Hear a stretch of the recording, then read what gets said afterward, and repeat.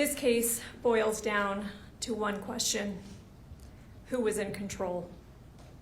In this case, when you step back and look at all of the evidence that you've heard over the last few weeks, you get clarity. What happened in the years, months, weeks, and ultimately what happened down in that basement on August 12, 2024 was not chaos. It was not confusion. It was not a tragic misunderstanding. It was not a best friend merely helping out her other best friend in the whole world. This was control. And the person who was in control during that entire time frame sits at that table: Meggan Sundwall.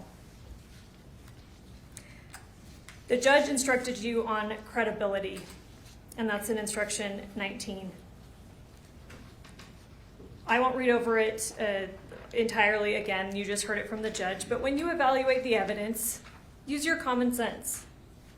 Look at all these factors in instruction 19 and your human experience to determine credibility. You look at whether things make sense in real life. You ask, does the story match the evidence? Do behaviors and patterns match human experience? Do certain patterns match what we've heard or learned about during testimony? When you apply those rules here, the evidence does answer one central question: who was actually directing, controlling, and causing what happened to Kacee? The answer is Meggan Sundwall.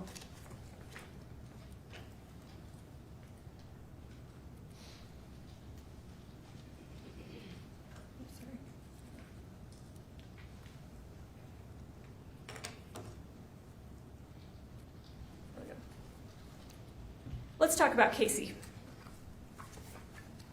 What do we know about her?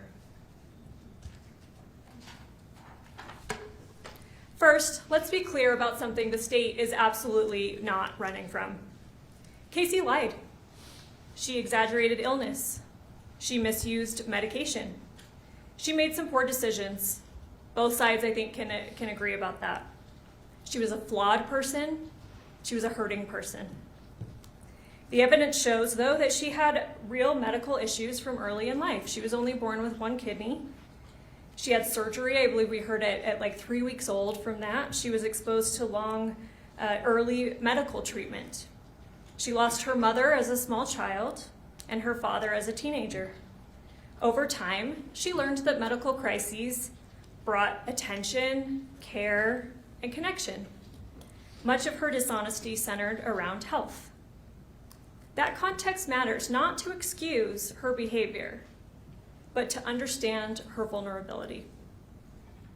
Even with the cancer lie, let's look at that, because she certainly did lie to many people about that. She lied to her family.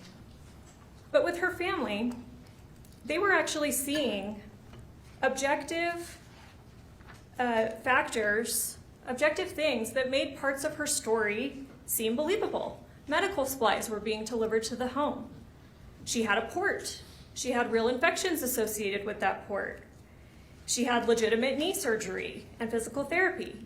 She went to appointments and emergency rooms and other doctors. Now, the family are not medical professionals. They were trying to make sense of what they were seeing and what Kacee had told them. And she had not told them the level of dramatic lies that she told to Meggan Sundwall, who is a nurse. The defense has suggested throughout this trial that Kacee's life was collapsing, that she had built this house of cards and it was falling, that she was part of a drug network, stealing money and facing exposure that gave her a real motive to end her life. But the actual evidence does not support a sudden house of cards falling. Her prescription records show in the early, what you'll see, you can review it. In the early years, yeah, she may have been doctor shopping a little bit. She was going around getting opioids from different sources. We heard from Dr. Masteller that it was harder for doctors to check the Doppel records at that point to see if that was happening. But after that, what we see is what Dr. Masteller testified to. Pretty routine opioid prescription. I think you'll see in that exhibit, it's monthly. Dr. Masteller talked about that, and he talked about that they even had a plan to wean her off of that. And then at the end, when the defense asserted that it really ramped up at the end, she had a knee surgery. And Dr. Masteller testified that that's consistent with extra pain management that would have been needed for the knee surgery. You heard from her knee surgeon as well about the extra opioids he prescribed her at that point. Yes, there was evidence that she was trading pills with other people. She was using medication that she wasn't prescribed. But the medical examiner and toxicologist were clear. The drugs in her system on August 12th did not cause her death and did not meaningfully interact with insulin. They alone would not have been the cause of her death, and they don't interact with insulin. There's also evidence that Kacee may have been taking money from her grandparents.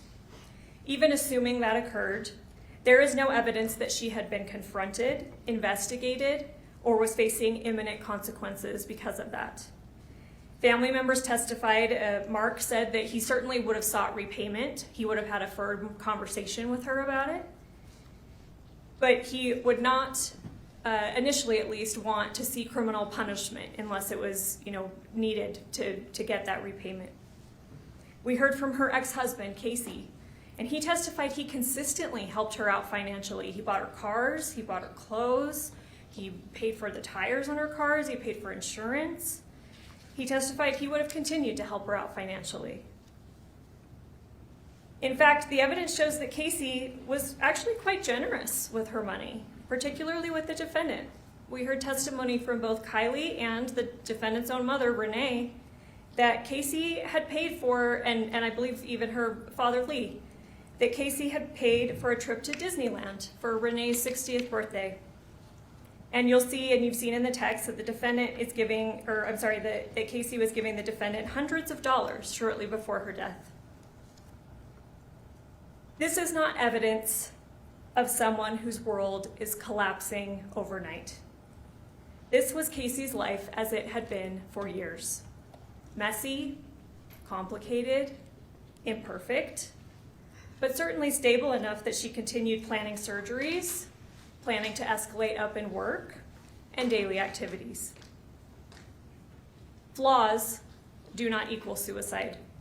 Chaos does not equal an intent to die.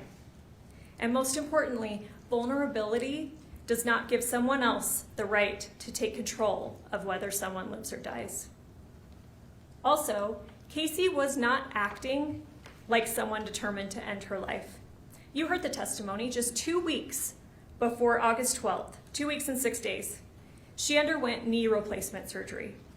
Dr. West, the surgeon, he testified about performing that surgery and how he evaluates patients before such a complicated and extreme surgery. He evaluated not only her physical condition, and we know that Kacee was not lying about this because he testified, no, the x-ray showed that her knees were in severe condition, and one was worse than the other, and that's the first one that he operated on. But he also evaluated her mental readiness for such a surgery, whether she had the motivation to recover, adequate support at home, and the ability to follow through with rehabilitation. She met those criteria, and he testified he would not have operated had she not. The evidence shows that Kacee was healing on schedule. She attended her 2-week follow-up appointment about a week before August 12th. She was completing physical therapy. She was on track. And the doctor testified that they were already discussing, although it hadn't been formally planned, he said that at the 6-week follow-up, they were going to talk about doing the second knee, and that was her wish, if the recovery continued as expected, which nothing indicated that it shouldn't. Kacee was making plans for her future. Mark testified about how she talked about advancing at work and wanting to get a license associated with that. She talked about getting healthier. Mark testified that she had purchased a treadmill. She was trying to lose weight. And in fact, in the body cam, you'll see it. Mr. Williams even talked about it. There's a treadmill in front of her closet that the officers had to move to get access to that closet. She talked about wanting her own apartment, that she was unhappy living with her grandparents and wanted to get an apartment. You'll see in Exhibit 163 here, she expressed fear of pills being laced with fentanyl because fentanyl can kill a person. About a month before her death, she obtained a new car. We heard from Kacee Tanner, her ex-husband, who helped her finance that. I'll ask you to remember, and again, some of these slides, some of these exhibits that have been introduced and that you've seen, I'm going to show you on the PowerPoint. Some I'm just going to refer you to, and you'll have it back to consider in the jury room. But remember Exhibit 17. The day before Kacee died, part of the searches that she was looking for, it looks like she's online shopping. She's looking at Lululemon items and lunch pails. In Exhibit 34, we see her shopping list. On August 11th, she went to Smith's.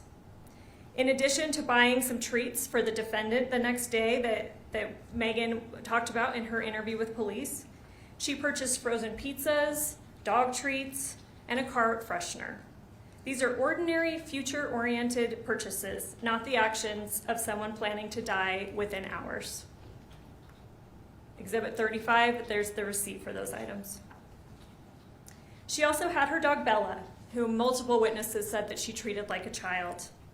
There is no evidence that she made arrangements for Bella's immediate care after August 12th.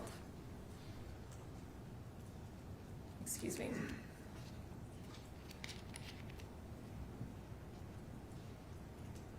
You heard that she sometimes portrayed her family as emotionally abusive. And for sure, we heard that Meggan and Meggan's family, they heard that Kacee did not have a good relationship with her family. They would not let her come live with them. They were emotionally abusive. They talked down to her. But the testimony from Kylie and Mark showed something different. Actually, a pretty close family relationship. Regular contact, shared events, and continued support. And despite all that speculation, you have heard there's no suicide note, no goodbye messages, no indication from anyone to anyone that she intended to die. If she actually had a good relationship with her family, which testimony supports, despite her telling other people that she didn't, would she leave those things? Her conduct in the days leading up to August 12th shows planning for life, not preparation for death. Instead, what you see is a person who sought attention, particularly from the defendant. Even the defense's own expert, Dr. Hancock, acknowledged that pattern. Kacee told dramatic stories. She exaggerated, primarily in medical contexts. Dr. Masteller confirmed that. And over time, those stories, and again, primarily to Meggan, became more extreme, more implausible. And again, Meggan is a trained nurse and would have knowledge. Yes, in the text, which again, you'll have plenty of time to review all of those, you will see, or the ones that were admitted, excuse me, you will see Kacee talk about suicide and supposed prior attempts that she made at suicide. But when you look for believable, decisive action by Kacee alone, not just dramatic claims about something obviously not true, the kind of action that is actually taken by someone truly determined to die, you will not see it. She had access to insulin. You'll see that in the text. We've heard testimony about it. There were many diabetics in her home. There's different types of insulin. It's not inventoried very well because Mark said he would never throw out, otherwise usable insulin, even if it's expired. She could have killed herself with insulin at any point. The defense made quite a point of demonstrating that she had access to very large quantities of opioids. She could have overdosed on those at any point. And again, she expressed fear, even of pills, even if she's trading pills, and even if she's taking pills that she's not prescribed. She's still afraid that they might contain fentanyl. She could have gotten pills with fentanyl and died much easier that way. And evidence shows that she repeatedly described to Meggan over text how painful and frightening she thought death from insulin would be. Hours of declining consciousness, seizures, organ failure, and particularly what she described to Meggan as her not wanting to die this way, drowning in her own fluids, which is exactly what we hear happened. Instead of real attempts, you see exaggerated claims. For example, in Exhibit 82, she tells Meggan, again a nurse, that she injected 9 full bottles of insulin. This is something that Meggan apparently, quote unquote, believed. You heard testimony that insulin is measured in units and that a single vial contains about 1,000 units. Dr. DeSalvo testified that as little as 38 units could be fatal for someone of Kacee's weight. You heard in Exhibit 60, this is a text from Meggan. Meggan herself told Kacee way back in 2020 that 100 units would be lethal, 100 units ought to do it. Yet despite these dramatic statements from Kacee, which you'll see pretty consistently, what you also see consistently is hesitation, delay, escalating stories without follow-through, over years. And all the while, Meggan is supposedly believing them. Again, she's a nurse. Dr. Hancock, the defense's own expert again, agreed that someone with these patterns, he talked about lying, this behavior of splitting, where you're telling something to one person and something to another person and then trying to prevent them from interacting, going to extremes for attention and care. He said, yeah, that person could be very vulnerable. That person can be someone who can be exploited by others. The defendant was a nurse. She understood the vulnerability. She knew the lies. She recognized the control she had over Kacee. And yet she didn't treat this as a mental illness. There's no evidence that she pushed for therapy. She did not even confront Kacee about what she knew were blatant falsehoods. Think about that. I took 9 vials of insulin. At another time, I took 4 vials of insulin. I've taken all the drugs that I have. I just can't die. My body doesn't accept drugs. Meggan doesn't call her on any of that. She's just accepting what she as a nurse would know is pretty absurd. Instead, Meggan used it. She treated it as an opportunity. What the evidence shows here is a pattern, a long-running game of chicken. Kacee escalates the dramatic suicide talk. Meggan pushes the conversation further. More early on in the text, and again, you'll review them, Meggan sometimes does say, Kacee, this decision has to be yours. I only want to do it if it's your decision. But as time goes on, the text shows that Meggan increasingly encourages insulin use and pushes toward action. And again, the text show that Kacee is deflecting. For years, nothing actually happens. Kacee never commits suicide. Kacee's never dead. Kacee makes extreme, often, like I said, patently unbelievable claims about suicide attempts, but she does not carry one out. The evidence supports that, particularly in the early years, Meggan's goal was to encourage Kacee to die on her own. Meggan probably did not want to have to kill Kacee. If Kacee killed herself, if Meggan could convince Kacee to kill herself, that would certainly be easier. It would be cleaner. It would be more convenient. You see that encouragement clearly. Let's look at Exhibit 48. And this is in 2020. Meggan says, there's nothing left for you here. You have to go. You have to let go. It is past time. Remember Exhibit 49. You have so much more on the other side. Exhibit 61. Exhibit 48. Yeah, this is what I just referenced. There's nothing left here for you. Everything is ahead of you in the next life. Move forward and stop existing. Exhibit 61. Again in 2020. Are you doing insulin tonight? Meggan asks. Remember Exhibit 60. 100 units is enough, and it's not even detectable in an autopsy. Meggan tells Kacee that back in 2020. Meggan even brings insulin home from work back in 2020. Remember and review when you go back to deliberations, Exhibit 62. Meggan says, you didn't use insulin last night. Are you planning on it? Remember Exhibit 63. Are you planning on using the insulin? Exhibit 65. Should I take the insulin back? Because she had drawn it up and put it in the fridge. And remember Kylie's testimony. She remembered seeing it there. This is when Kacee was moving out of Meggan's home. and said that she was afraid of Meggan doing something to her. And Kylie said, I saw a vial of insulin in there. That's backed up by the defendant's own statements. Let's look at Exhibit 66. Meggan is saying, "There's still shots in the fridge. I drew them up for you and tried to get you to take them." It's on the third text down. Even then, Kacee is hesitating, delaying. Remember Exhibit 67. Kacee says, "I was going to do it last night, but I fell asleep. Probably tomorrow." Remember Exhibit 62. Kacee explains that she's just not ready. She wanted to talk to Meggan first. She feared missing Meggan. And she said, "I just need to do it and get it over with, but I have all these attachment issues." Dr. Hancock testified that people with these patterns, again, are seeking attention, care, and reassurance that their life has value. Yet Meggan does not redirect her toward treatment. Instead, she continues the conversation. Exhibit 51, Meggan asks, "What do you have to live for in this life? I truly believe everything for you is ahead of you, not here. I felt that way for a long time, more strongly as time goes on."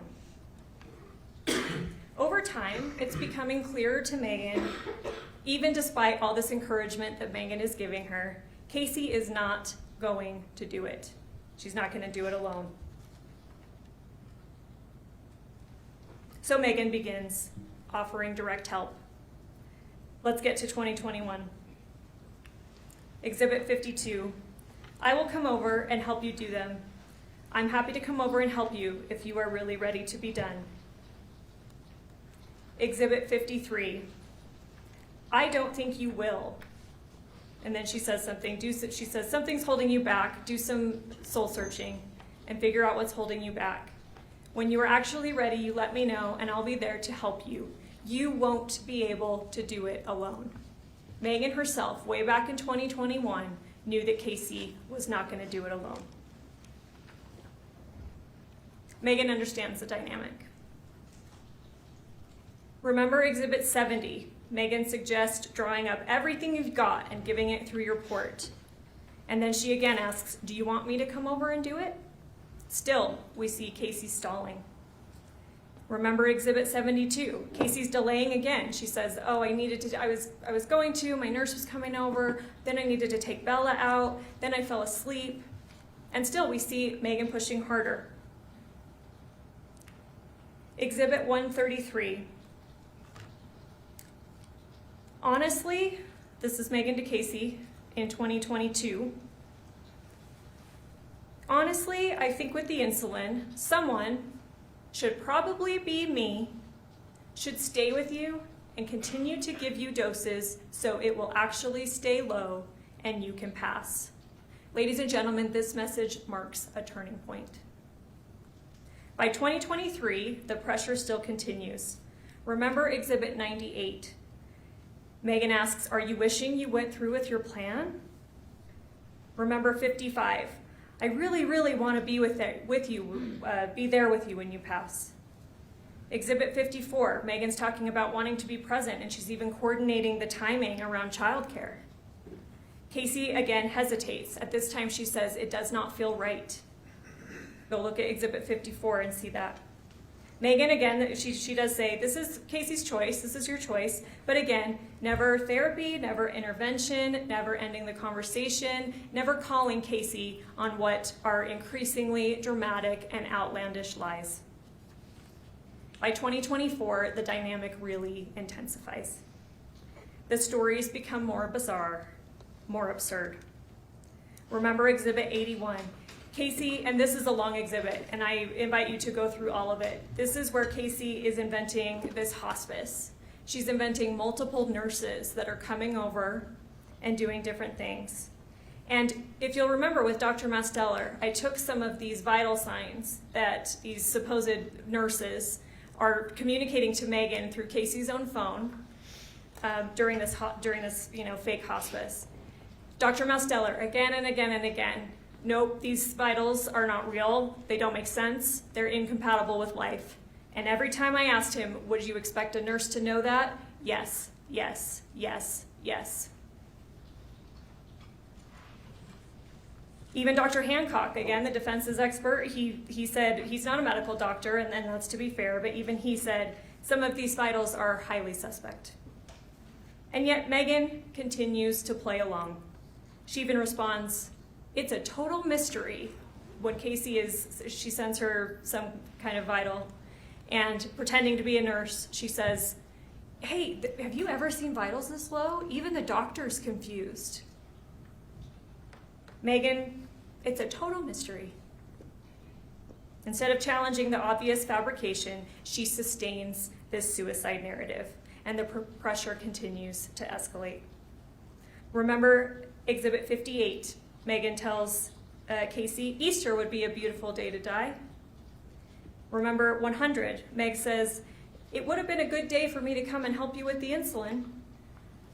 Remember 57, "Go, Case, don't look back, go." Remember 101, Meggan asks about obtaining insulin and transferring prescriptions. Because Kacee says, "Oh, the pharmacy's out." Again, delaying. "The pharmacy's out, they can't get it." Meggan goes, "Well, see if they can transfer pharmacies." Exhibit 96, Meggan proposes trying insulin the next day. And I'll show you Exhibit 135. And here we're up to June of 2024, just a few months before August 12th. "Case, can you get the insulin? They are keeping you off for 48 hours, let's try it. I'll come and help you and give it to you regularly and see if it works." Again, that message deserves emphasis. Remember Exhibit 88. Meggan says, "If that doesn't work, I think we should get the insulin. I'll come help you." Exhibit 77. She insists that if they try insulin, she wants to be there to help administer it. Meggan is not letting the topic go. And in fairness, Kacee is continuing it going on too, and she's getting more and more dramatic, and she is talking about suicide, but not in a believable way. And what you'll continue to see is delay and putting her off. After Kacee's knee replacement, which we know happened July, I believe, 23rd of 2024, Meggan starts trying harder to gain physical access to Kacee, because at this time, she spent years encouraging Kacee to do suicide. Kacee's even having pretended to have tried and nothing works. So Meggan starts to think and know, I've got to be there. I've got to be physically present for this to happen. Remember Exhibit 91. Kacee, having just had a knee surgery, instead she does lie to Meggan. She says that she shattered her femur. She says that one of her hospice nurses picked her up and dropped her, and this shattered her femur to explain her leg. I think she even sends a picture of it. She's not telling Meggan that she got a knee replacement. Remember Exhibit 92. Meggan, because Kacee had been in the hospital with a knee surgery, Meggan offers to come to the hospital and again says, "I'll help you with insulin." Exhibit 99. Here, Meggan is talking to one of these fake hospice nurses or doctors, and she says, "I know she doesn't want anyone seeing her this way, but I feel like I need to come and see her." Again, trying to get physical access. And here again, we see that Kacee is delaying and deflecting. "I think I would wait a little while and let her sleep, and then when we do a shift change, we can talk to her and have her get a hold of you and see if that would be okay. Would that be okay with you?" In Exhibit 102, now we're up to July 26th of 2024. Meggan, "Do you want to try the insulin?" Kacee, again delaying. "I do, I just don't want to do it until after I talk to Matt Steller tonight." And again, Matt Steller is her real primary care physician, but you'll see in Exhibit 81 that Kacee is also pretending that Matt Steller is coordinating this hospice care, that he's the hospice doc. We heard from Dr. Matt Steller that obviously no such thing actually happened. Still, Exhibit 102, Meggan says, "Do you want me to try and come and help you tomorrow?" Kacee, again deflecting, delaying. "I'll let you know after I talk to Matt Steller tonight." Exhibit 132. Meggan, again, we're end of July 2024. No, you just asked me to help you today, which you've done several times, and I plan on coming to help you and end up waiting all day to hear from you, and you never do. It is just frustrating sometimes. I'm not stressed, but I'm sorry you are. But she sure sounds stressed, frustrated that this is not helping. She keeps waiting for Kacee to give her a day. And then she says, and put a star next to this one, ladies and gentlemen, I don't think you want to try to off yourself, and I completely understand.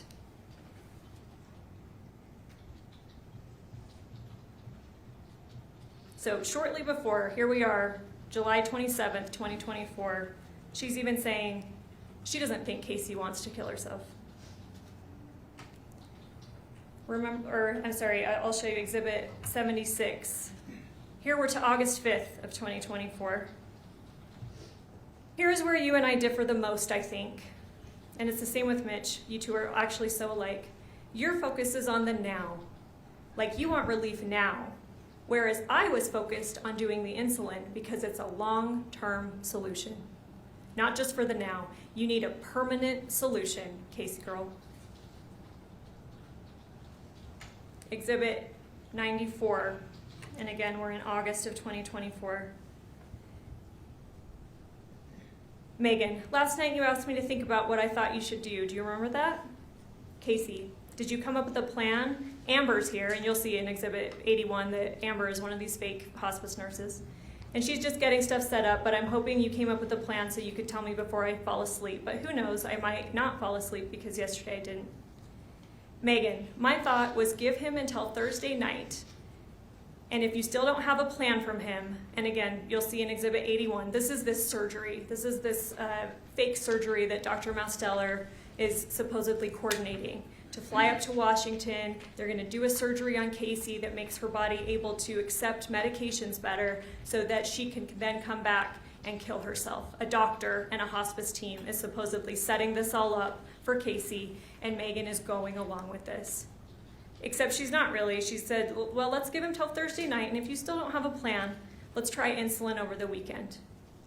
She's not calling her on how this surgery is absurd, that a hospice and doctors are not going to do that, that surgery is probably not even possible.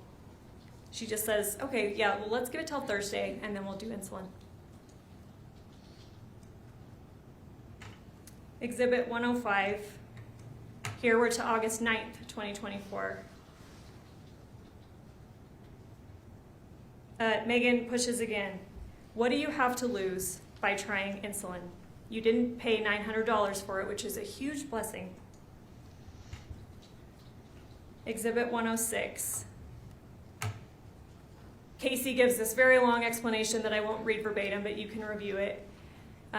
Another delay tactic, something about Masteller, and he's gonna try to figure this out, and I'm just trying to figure out what to do, and last we talked, and all the scheduling problems. She's putting it off. She's putting Meggan off.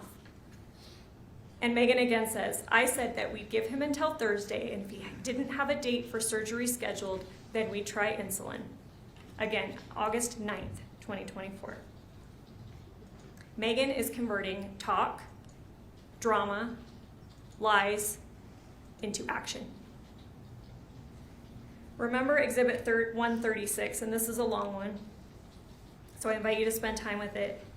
Kacee says she wants to make sure that she gets everything ready.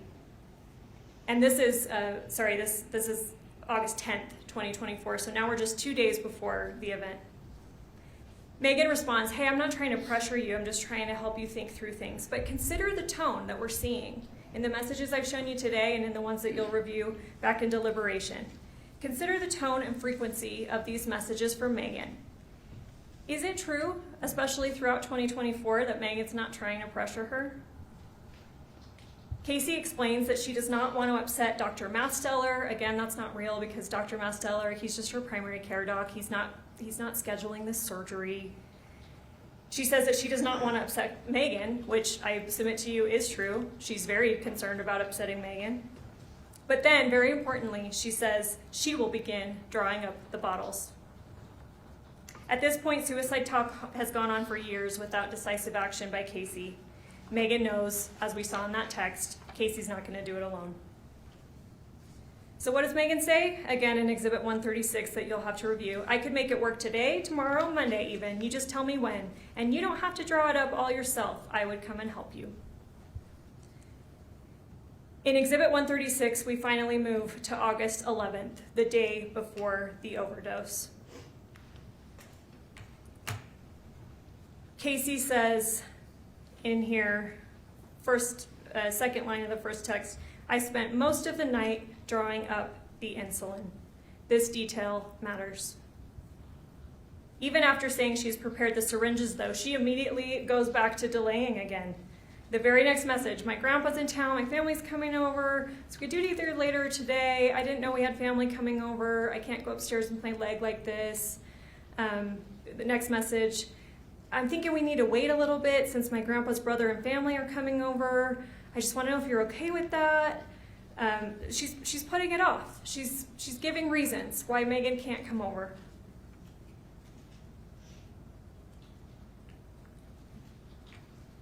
Meggan responds, hey, we can do it later today. Tomorrow would be a bit more challenging just because of the car situation. And again, Kacee's trying to put it off. Okay, hopefully they won't stay long. It's Kylie's birthday. We're going to be having dinner, birthday cake and stuff, and they're all here. Hopefully they'll be gone. Do you want me to just keep you updated? And then again, importantly, Kacee says, I have everything ready. Now I'm getting irritated because I don't have meds for Masteller, so I feel horrible. I want to do it and pray it works. I just wish Kylie could get off of work sooner because the rest of the family are here. They are just visiting while we wait for Kylie's family. Delay, deflection. But saying that, yeah, she spent most of the night drawing up all the vials. She has everything ready. Meggan becomes irritated. That probably won't work. That's lots of relying on other people. I can see if Mitch can work from home and my dad can watch Porter tomorrow. I'll have to see about my dad, though. And then at this point, Kacee says, if my grandpa doesn't have anything going on, Kylie's not going to mind giving me a ride to your place. What is Kacee doing at this point? She's trying to change locations. Because if she changes locations, if the plan has to occur at Meggan's house, then Kacee can deflect a lot easier. Meggan knows that, though. Okay, my dad can watch Porter tomorrow morning. So she's coming over at this point. Meggan's coming over the morning of August 12th.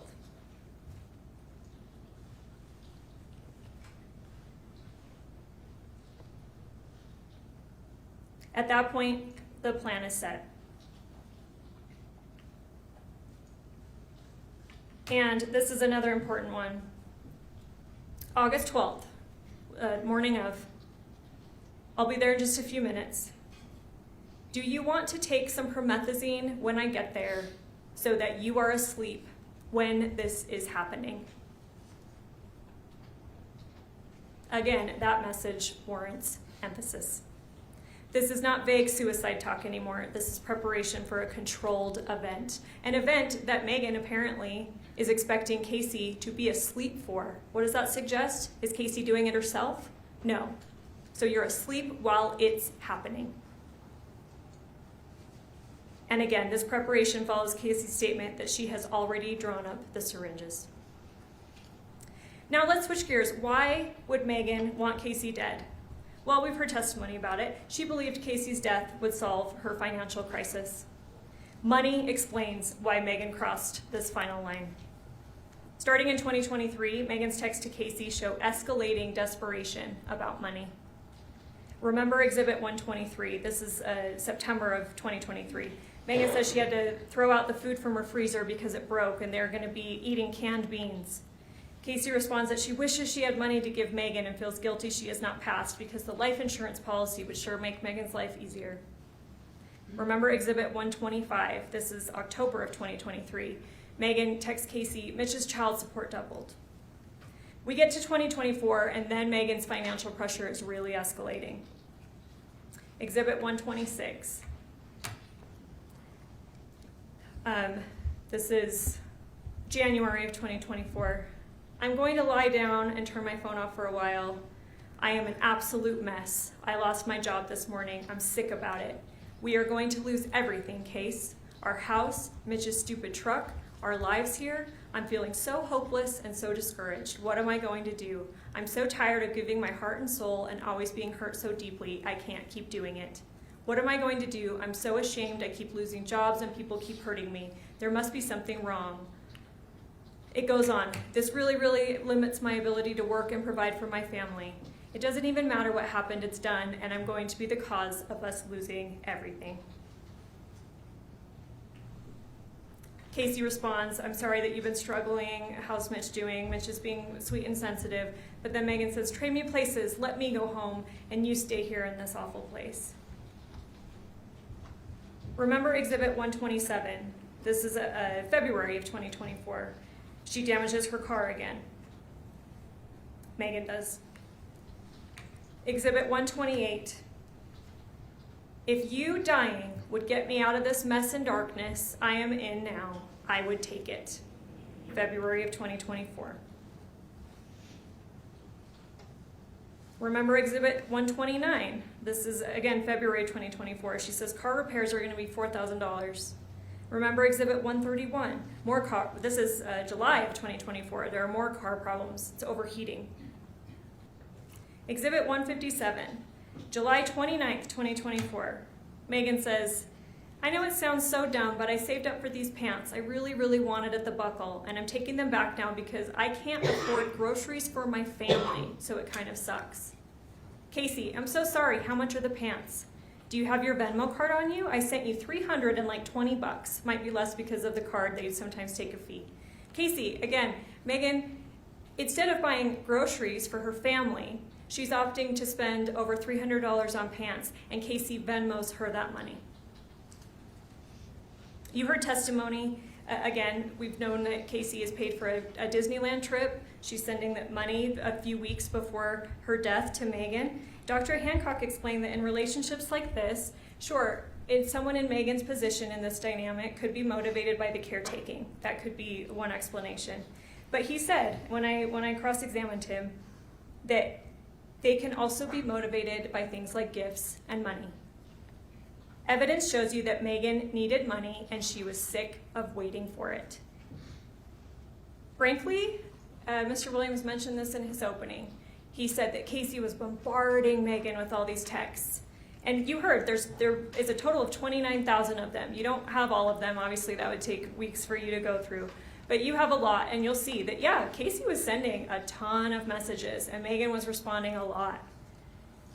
It was probably exhausting, pretending to be Kacee's friend and believing all these absurd lies. It probably was exhausting, and she was tired of it. She had been doing this for years. She believed the life insurance, she believed the money, and she had to speed up the process. This was Meggan's investment. She had spent years on this investment, and she expected it to be paid out. Remember Exhibit 156. This is July 30th, 2024, so we're getting pretty close to the August 12th. Meggan says she was $28 short at the grocery checkout, and a nice old lady behind her had to help spot her. This financial pressure matters, because alongside that pressure is Meggan's belief that Kacee had a life insurance policy with her as the beneficiary. And you may be wondering why, if Meggan is, pretending, or all of these other things that Kacee's telling Meggan are so absurd, why would she believe the life insurance policy? Well, go look, because this is the one claim from Kacee that Meggan actually investigates. She actually vets it. She actually asks some questions. She does some follow-up work on it. And Kacee gives her details that sound pretty credible.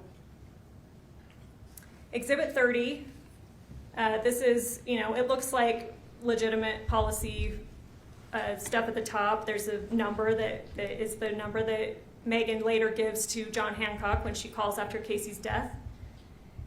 And here we have, handwriting. I believe Kylie testified that this is Kacee's. She's signing this over to Meggan way back in, here signed April 28th of 2016.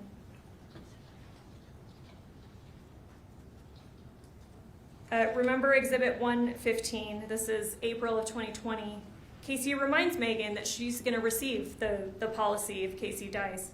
Meggan asks whether it's going to be enough for cosmetic surgery. She goes, can I get a facelift, tummy tuck, eyelid surgery? Let's look at Exhibit 116. And this is, again, in 2020, but Meggan is asking follow-up questions. Here's a random question for you. How on earth did you get approved for a life insurance policy with all your health stuff? Kacee, I bought it back in 2011. I wasn't as sick back then, but when my dad died, I decided to get one too because my dad always tried to make me get one, so I did. She's giving information that sounds like it could be credible.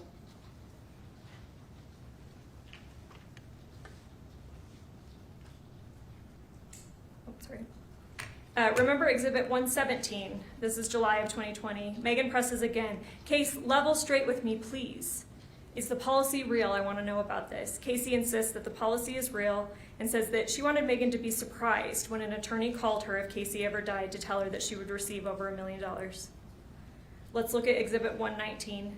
This is October of 2023. Meggan again seeks confirmation. Can I ask you a question I really shouldn't? Is the money thing for real? I don't think Mitch and I are going to be staying together, and I need to know what I'm looking at as far as being able to take care of Porter by myself and how much I'm going to have to work, whether it be 2 or 3 jobs. I'm so sorry to ask, I really am. I feel really uncomfortable asking, actually. Kacee, yes, I promise it's real. I have made sure to keep everything current. I started my policies after my dad died because I knew it would need it with my health problems. I wouldn't lie to you about that. I wanted to surprise you with it. Exhibit 122. I won't go through this whole one. You're free to read it in deliberations, but she's giving legit information or legit sounding information about this policy. She talks about a Mike. Mike's payment he's the one doing the payment, and I got a voicemail, and insurance is so weird to do with it. It's so hard to deal with, but Mike is dealing with this. And let's remember what Meggan does. Not even, I believe, after Kacee died, but she's at that point demanding the paperwork from the family, right? She wants the life insurance paperwork. And then in her police interview, the second interview that you'll have to listen to, she tells them, Mike Dolan is who pays it. He's who you should contact. She even says, he's in Kacee's phone as my love. He's paid $2,000 premium, talk to Mike, because Meggan believes this policy is real. And she goes further. Remember Exhibit 147. This is the call. This is the call on August 23rd, 8 days after her very best friend in the world, more like her sister, what she says in the call, has died. 2 days after her second interview with the police, where they tell her that Kacee having a policy is very unlikely. So she calls. She says, my best friend, more like my sister, has died. The family is not giving me access to the paperwork. She has a policy number, though, and she asks, does that sound like a real policy number? The lady says, yeah, it sounds like one. And then she's told that it's not real. Even her conduct the very day after Kacee is rushed to a hospital, unconscious, and we know that at the hospital her blood sugar level is tested and it's at 14, Meggan's behavior reflects expectation of coming into money.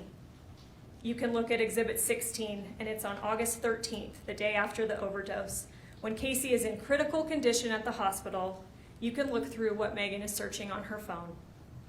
Some of those searches you'll see include flights, vacations to islands, clothing, and jewelry. Why do that, especially when just weeks earlier she had to be spotted $28 at the grocery checkout from an old lady behind her? Is this stuff she regularly searches for? Or does she expect to receive a substantial amount of money pretty soon?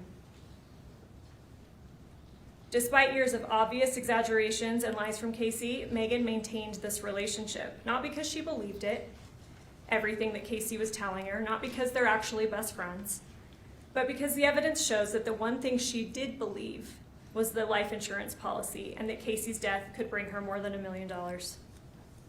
So again, let's turn back to August 12th, the day that set in motion Kacee's death that ends up following on August 15th.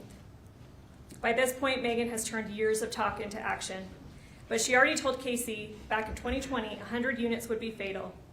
She explained in that same text, insulin overdoses are difficult to detect in an autopsy. And in her own text, she spells out the plan, and you can see it. Remember Exhibit 72. She tells Kacee to take extra fast acting.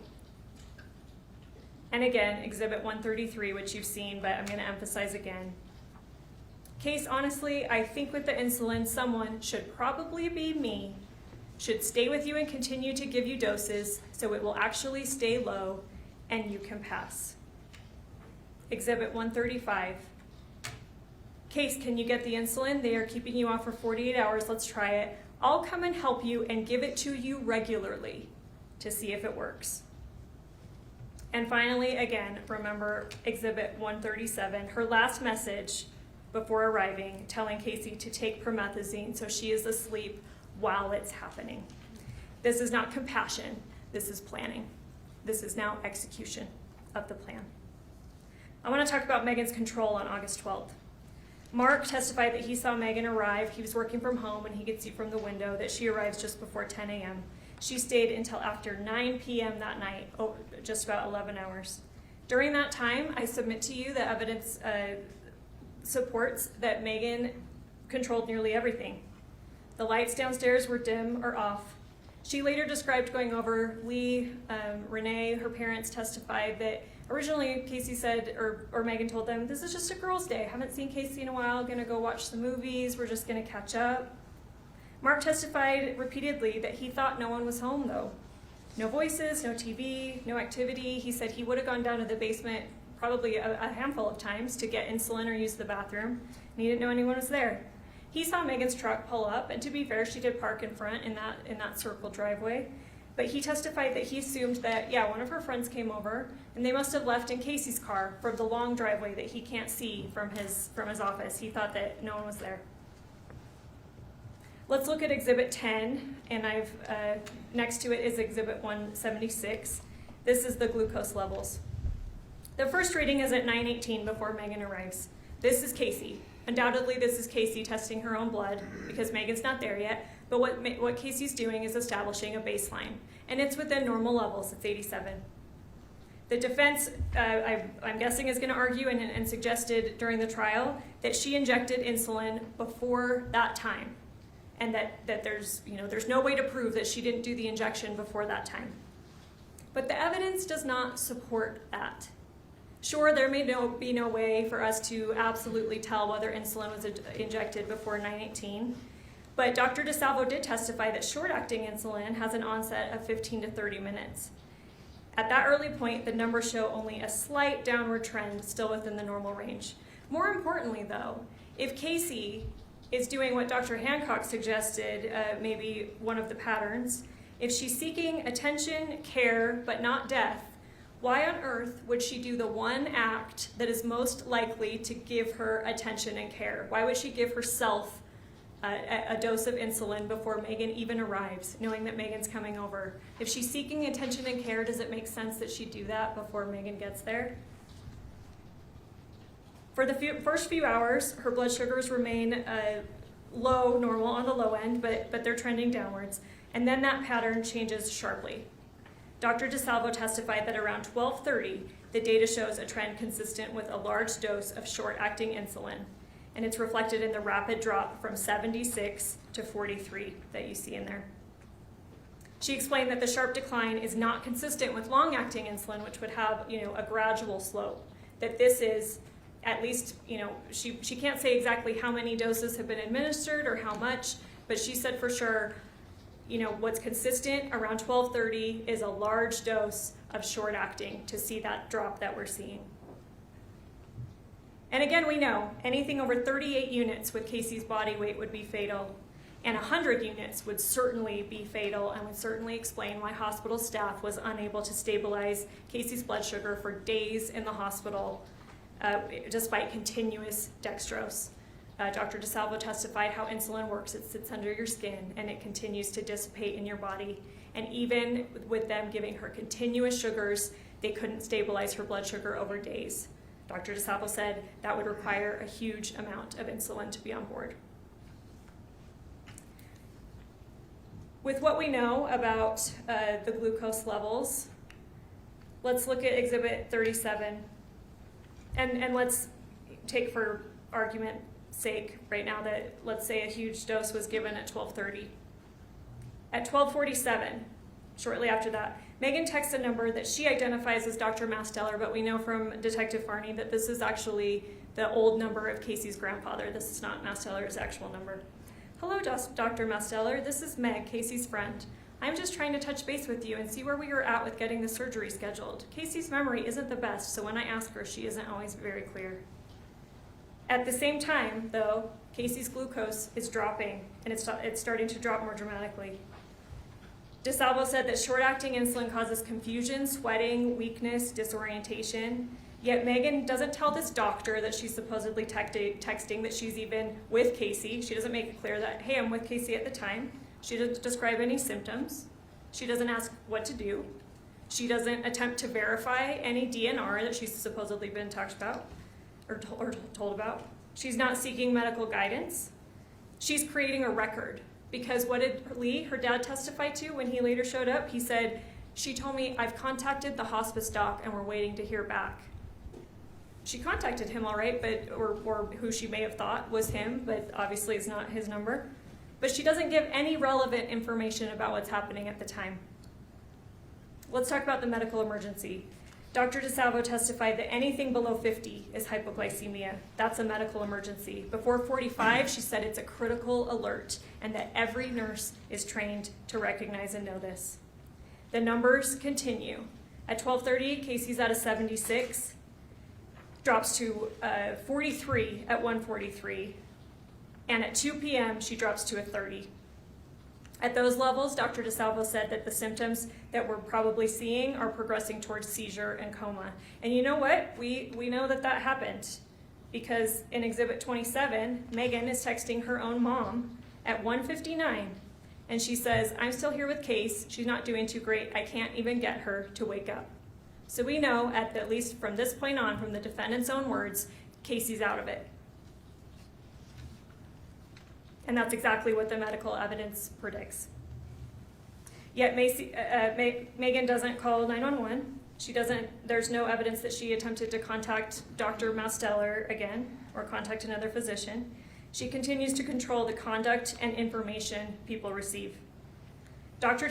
DeSalvo testified that by approximately 1:19, so even before we know that Kacee's unconscious or can't be woken up, Kacee would have been physically unable to test her own blood sugar. And Mark walked you through that process. It's multi-step. It involves, kind of fine motor skills, taking out strips, poking. Dr. DeSalvo said, no, with where Kacee was at 1:19, she wouldn't have been able to do that for herself. But the testing continues for hours. Who's doing it? Meggan. She's the one there. Definitively, Meggan is the one after that point. Maybe Kacee, we know Kacee tested her own at 9:18. Maybe she did a few of the tests earlier when she was physically able to. But at least for 7 hours, Meggan is the one affirmatively doing those tests, just like she said she would. You need somebody to stay with you and keep giving you doses to make sure your sugars stay low. That's exactly what she's doing. And again, no sugar given.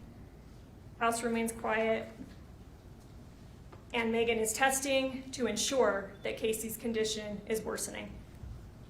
Kacee's brain and organs are deprived of the glucose and oxygen they need to survive, and a trained nurse understands that the duration of hypoglycemia matters tremendously. Finally, let's look at Exhibit 16. Meggan is repeatedly Googling, and this, 8/12/2024, 4/23, 4/24. We know from her text to her mom that Kacee's been out of it since at least 2. Kacee's Googling how low, Freestyle Light, which is the type of glucose monitor, how low can it read, multiple times. Let's talk about how the defendant affirmatively blocked Kacee from receiving medical care for as long as possible, because again, as Dr. DeSalvo testified, the length of time that the brain is deprived of glucose and oxygen makes it more and more irreversible. The evidence shows that Meggan does something even more troubling than simply sitting there while Kacee deteriorated. She actively prevented rescue. She invoked a fake DNR, one that, number one, we know never existed. But Dr. DeSalvo explained clearly how DNRs actually work. They don't mean do nothing. They mean no mechanical resuscitation of the heart, no shocking of the heart. She was very clear, patients can still receive oxygen, glucose, antibiotics, comfort care, and emergency treatment. Dr. DeSalvo said that absolutely a trained nurse would know that. And yet the defendant uses this non-existent DNR to affirmatively stop others from helping. Let's talk about when her parents arrive. They arrive around 8:30. Lee testified that he immediately recognizes that Kacee's in a medical crisis. He describes a death rattle. He said he's only heard that sound when people are dying. Dr. DeSalvo testified about the death rattle too and what causes that and how it sounds different than sleep apnea. She said it's a profoundly distressing sound. And yet the defendant told her she has a DNR. Nothing can be done. And that I've already been in contact with the hospice doc. We're waiting to hear back. So Lee's presumption at that time, even though he knows there's a medical crisis, he's not medically trained. Okay, a DNR means I can't do anything. And she's already contacted the doctor. We're just waiting to hear back. But again, we know that Meggan did not give this Dr. Masteller any relevant information that she's waiting to hear back on. She's not contacting again saying, this is Kacee's condition, what do I do? She misrepresented the situation to her own father to actively prevent any intervention. Let's talk about blocking Mark. Around 9 p.m., Mark comes downstairs because Grandpa's been trying to call Kacee. She's not answering, so he asks Mark to go down and check on her. And Mark immediately recognizes, just like Lee had, this is a medical emergency. He says, how long has she been like this? And when he mentioned calling 911, he testified that the defendant came apart. Meggan then calls Kylie, and again, invoked the fake DNR, saying there's a DNR, you can't call 911, trying to get Kylie to stop Mark from calling 911. These are affirmative steps Meggan is taking to prevent 911 from getting involved. Meggan also claims to have held a medical power of attorney, that she is the one that has the responsibility of medical choices over Kacee.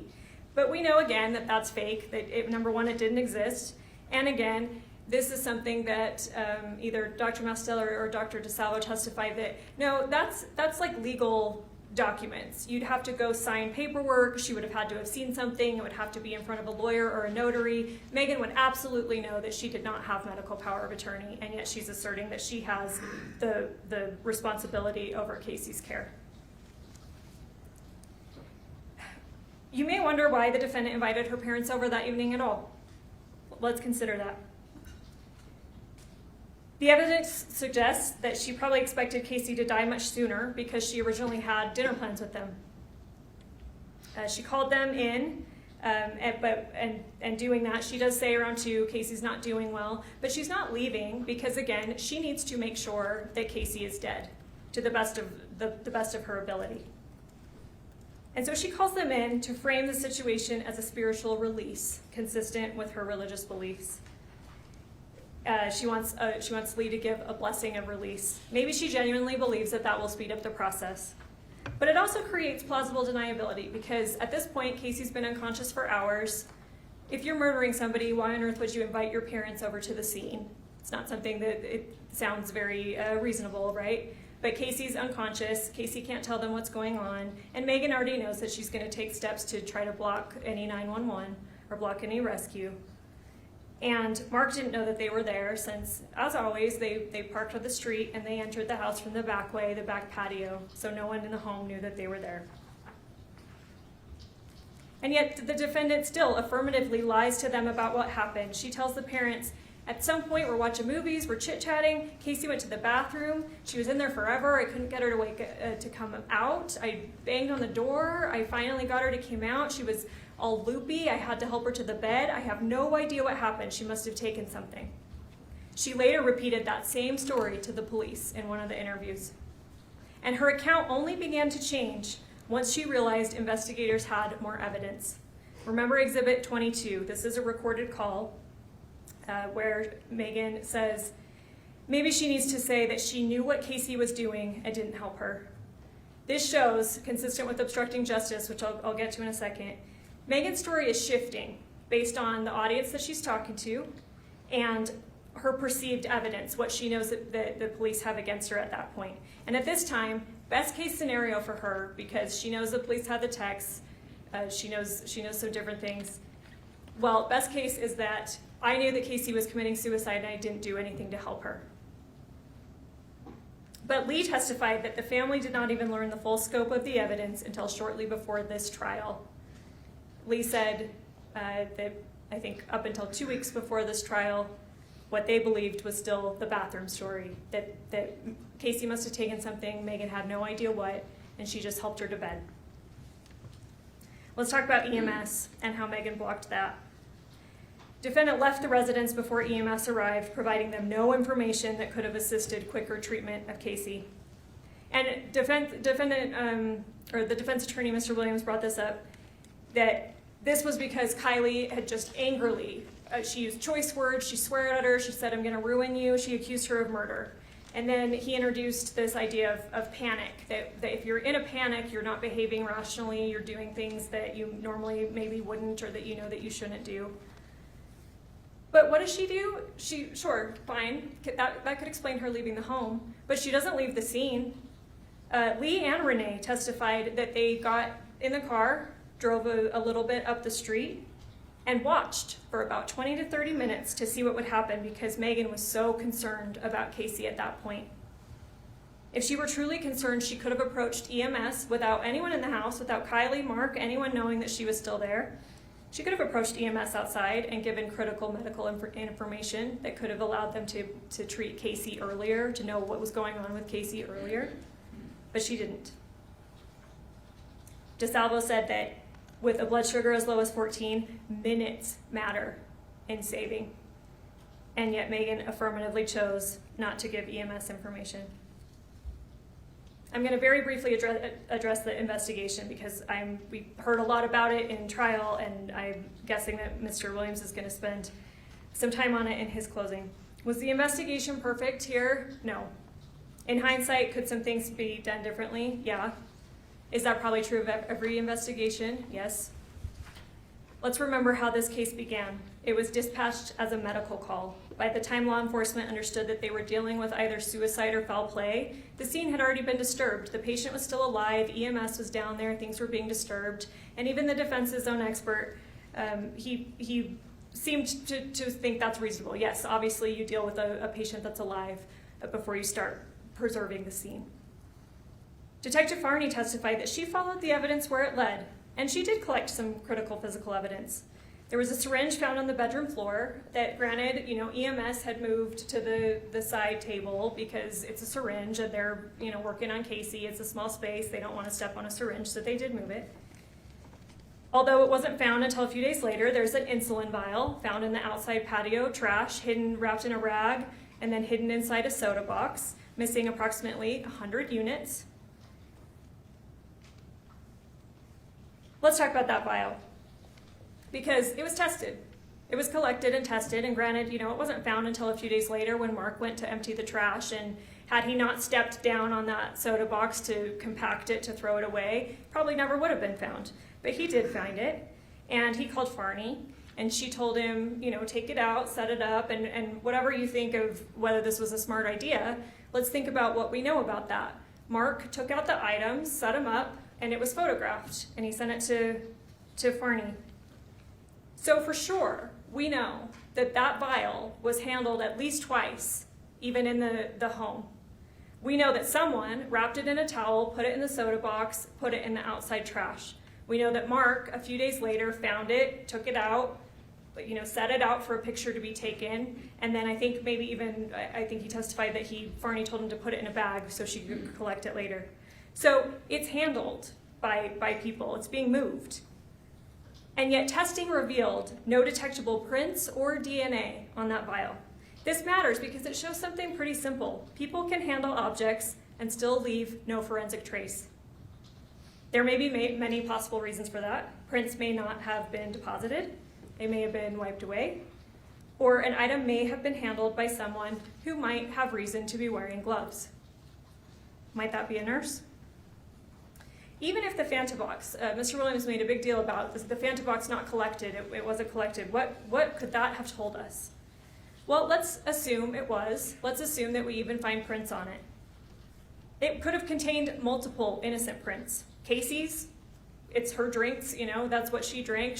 Her prints are probably on the box. Marks may have been there. The Smith's checkout clerk fingerprints may have been there. Perhaps even the defendant from ordinary contact inside the home. Maybe she grabbed a Fanta for Kacee and touched the box. Does that tell us, does that answer anything really truly significant about the case? The flaws in this investigation, regardless of what they are, they don't change what we do know. That Kacee died from an insulin overdose.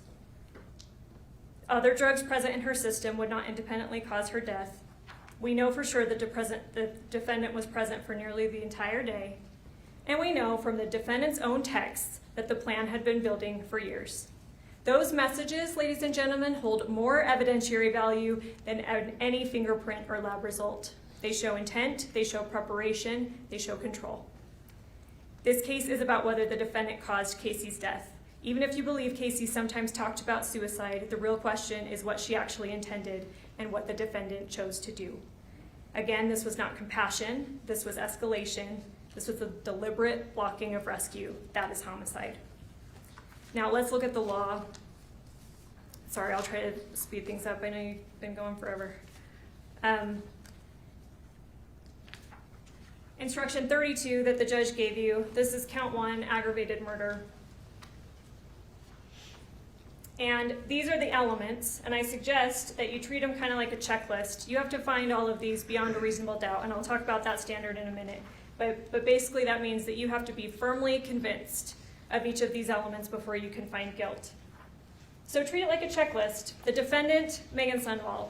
We know this is Meggan Sundwall. Multiple people identified her on the stand. We know that the person that we have is the right Meggan Sundwall. This is Meggan Sundwall. And I'll come back to 2 or 3 because that's what this case really comes down to. But under one or more of the following aggravated circumstances, homicide was committed for pecuniary gain. There's no requirement that the money actually had to be real or that it had to be paid out, but the evidence is pretty clear that if Meggan was the cause, that it was for money. You could check that one off. And then also, we know that it was committed by means of administration of a substance in a lethal amount, dosage, or quantity. We know that Kacee was given a lethal amount of insulin. So you can check that one off. The law only requires you to be unanimous about at least one of them, but I would argue that the evidence supports you finding both of them. So this comes down, and again, intentionally or knowingly, you have definitions about what those mean. If Meggan is the cause, then yes, they talked about it for years. The intent, their intent, what Meggan knew to be the result of what happened is that Kacee is going to be dead. That was the intent, that's the knowledge that Meggan has. So let's talk about causation. That's in instruction 38. It's part of some of these other definitions, but cause the death means the defendant's conduct was a substantial factor in bringing about the death of another, even if it can be shown that some other factor also contributed in a substantial degree to the death, as long as the other factor was foreseeable. The death would not have occurred but for the defendant's conduct, and a reasonable person would have foreseen that defendant's conduct would have resulted in death.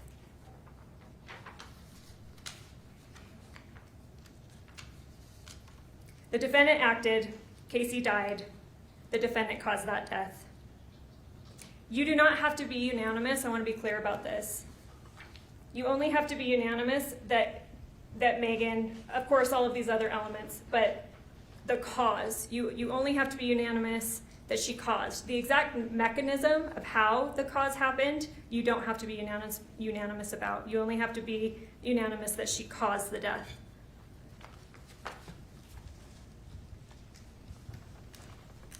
She could have been a substantial factor if the death is foreseeable.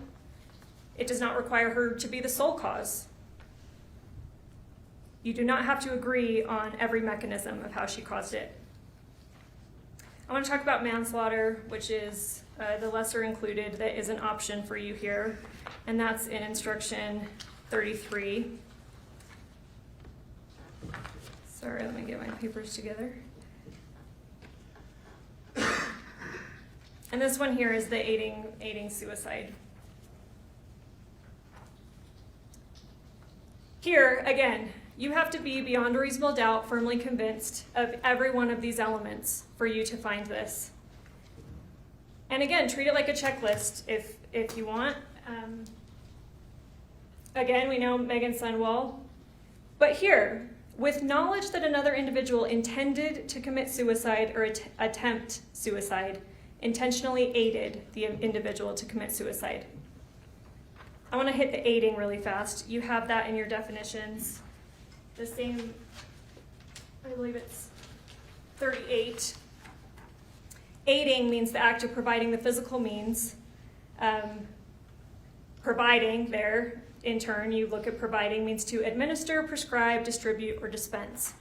I would argue that aiding here, it could mean that she went and grabbed a vial of insulin from the fridge, brought it to Kacee. It could mean that she drew up a vial or a syringe herself, handed it to Kacee. It could mean that she gave the injection herself. Aiding could mean any of those because she's providing the physical means into Kacee's body.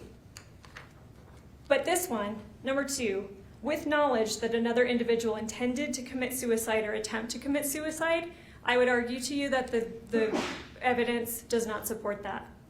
Look over those messages. And certainly, I want to be clear. If you find this, if you do believe that Kacee was suicidal and that Meggan believed her and that she aided, and you find all of these elements beyond a reasonable doubt, this is the correct verdict. And I want to be very clear. Mr. Williams, the defendant, they have no burden to prove this. So don't expect that anything that they have to say or put up, that it's their burden to prove that this happened. But if you believe all of these elements beyond a reasonable doubt, this is the correct verdict to find. But I submit to you, I argue to you, that the evidence does not support this because Meggan did not have knowledge that Kacee intended to commit suicide because Kacee did not intend suicide. I've already covered that at length. Kacee was not suicidal. She may have pretended it, she may have staged it, she may have made it look like it was, but it was dramatic, it was fantastical, and it was unbelievable.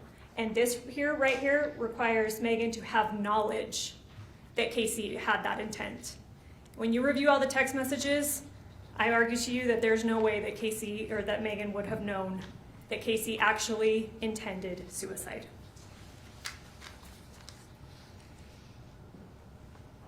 What this case is, it's different, it's far more serious. Aiding suicide is a different relationship to death than murder. Aiding suicide means that Kacee is the principal cause of her death. She's the principal actor, and Meggan merely aided in some way. Murder means that Meggan is the principal cause. So ask yourselves again, who was in control? The evidence does not support that Kacee intended suicide or even that the defendant believes she did. The defendant herself texted Kacee, again, Exhibit 132, just a few weeks before August 12th. I don't think you want to try and off yourself, and I completely understand that. That's on July 27th of 2024. In her second police interview that you can go back and listen to, around the 40-minute mark, she tells police that she didn't believe Kacee was really suicidal. She talked about it a lot, but I didn't actually believe she was suicidal.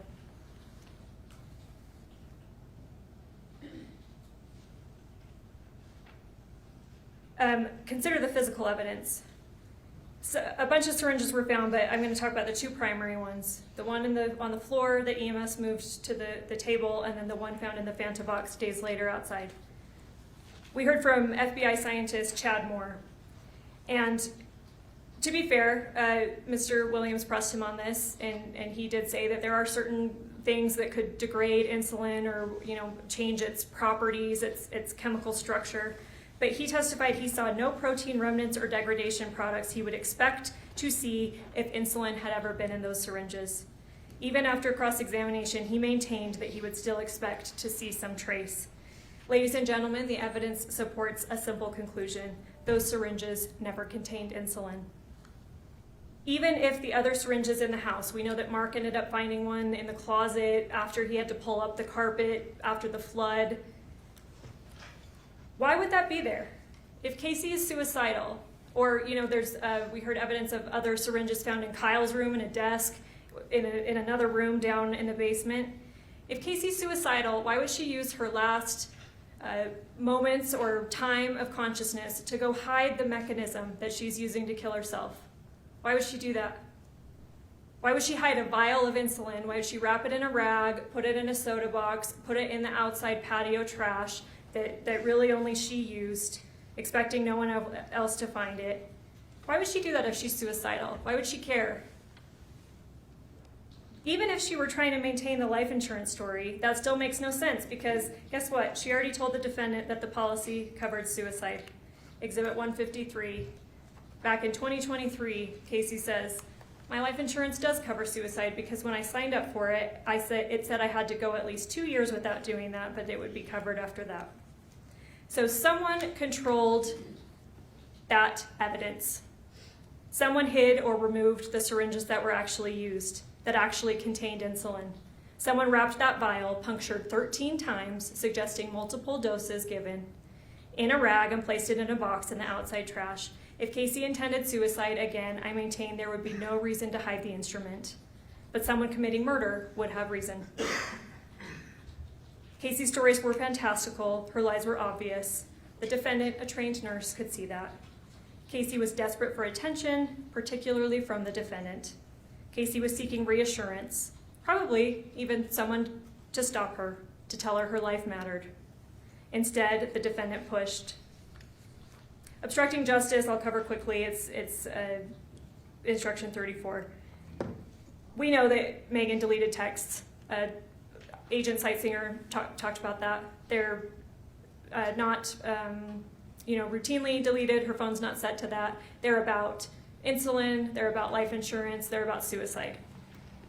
And he said that one of the messages, and you'll see that exhibit, it has a heart being removed off one of the messages, and it tells you the date that happened. It's August 17th, 2024, one day after Meggan's first police interview, when she agreed to provide her phone but said that she needed to wait a few days to do that. Why? Because she's deleting evidence.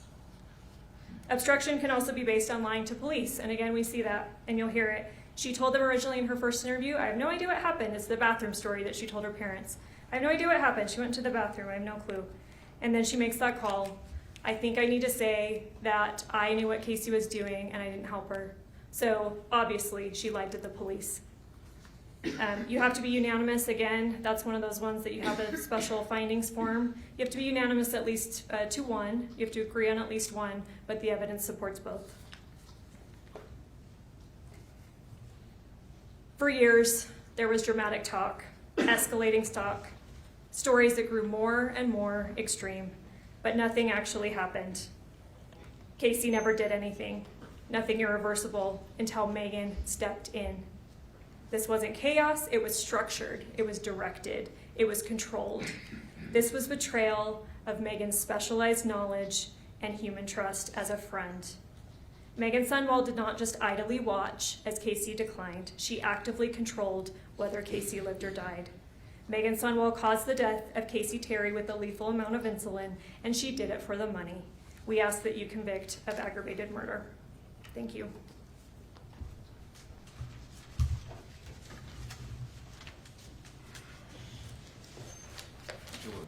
I started this trial talking about principles.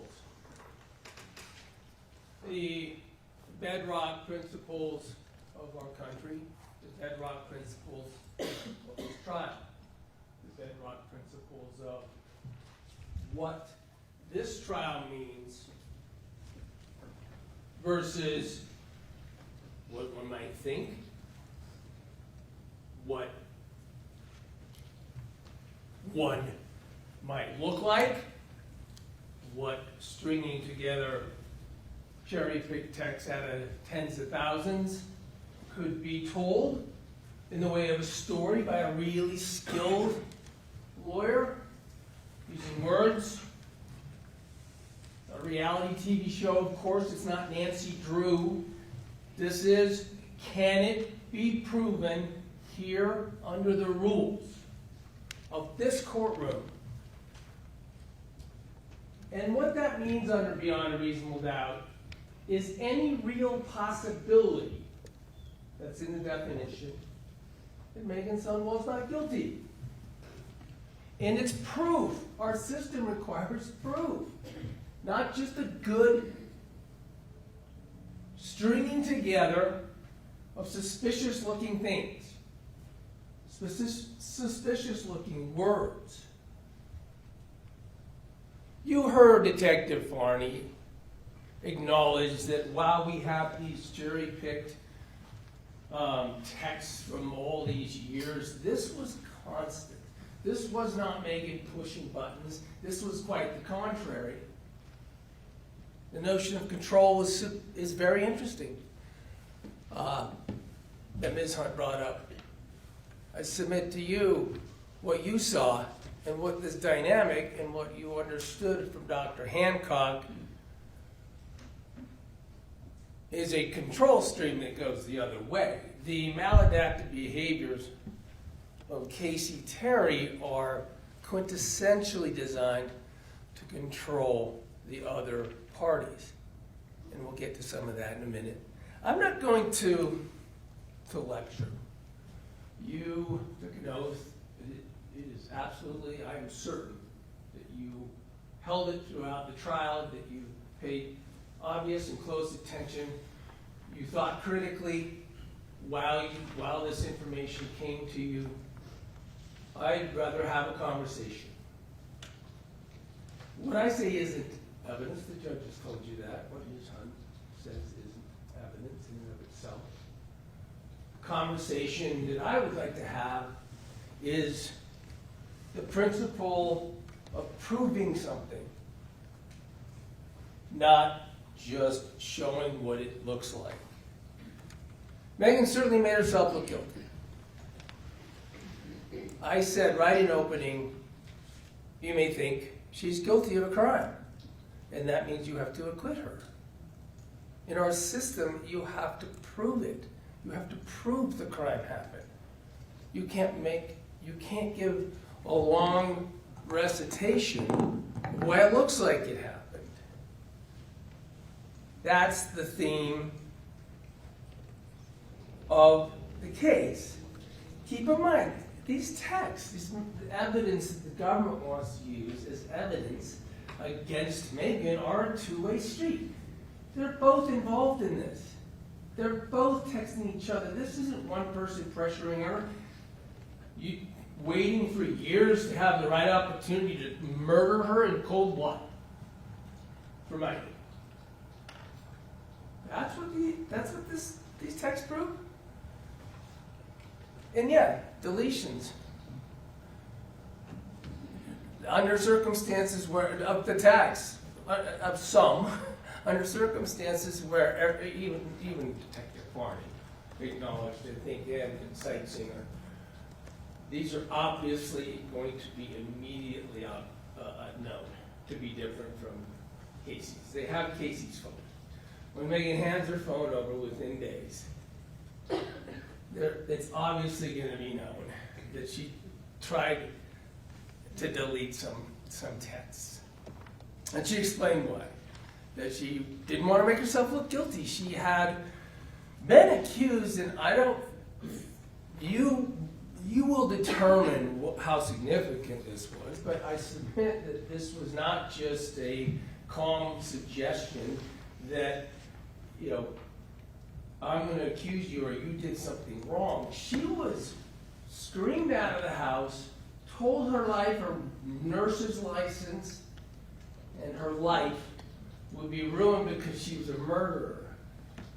This reaction, this panic that would be caused, you heard Dr. Hancock talk about it, and that it could be long-term. Is it emotionally driven? It's not passionately driven. When you think that, and you hear that as a person, you go into a physiological state of panic.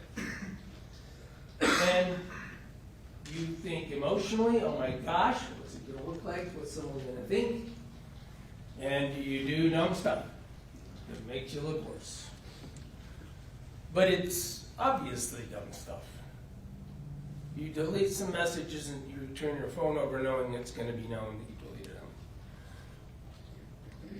And then you're going to hear these interviews. I don't know why the state chose not to play these for you.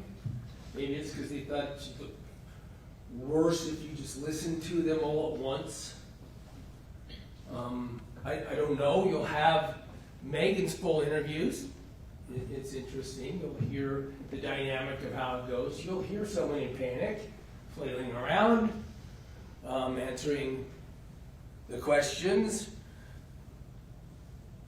certainly not offering up what we now know happened that night in terms of the glucometer and the suicide pact that she couldn't tell anybody about because that's the nature of the bond that was created by Kacee and Meggan, with overtones of religiosity that would preclude either of them. Now, of course, Casee's the only one who's lying in this bond, but either of them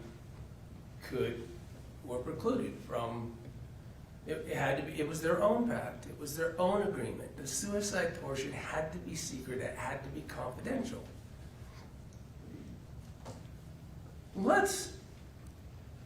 But I won't dwell on that. You heard from Dr. Hancock, and I suppose it may be true that we could all listen to him all day, and I think our lives would probably go better if we did. But let's focus on the words that matter in the court, the words that matter in the trial. What you will hear there's the first discussion more than an interview. There's Meggan goes to the police station.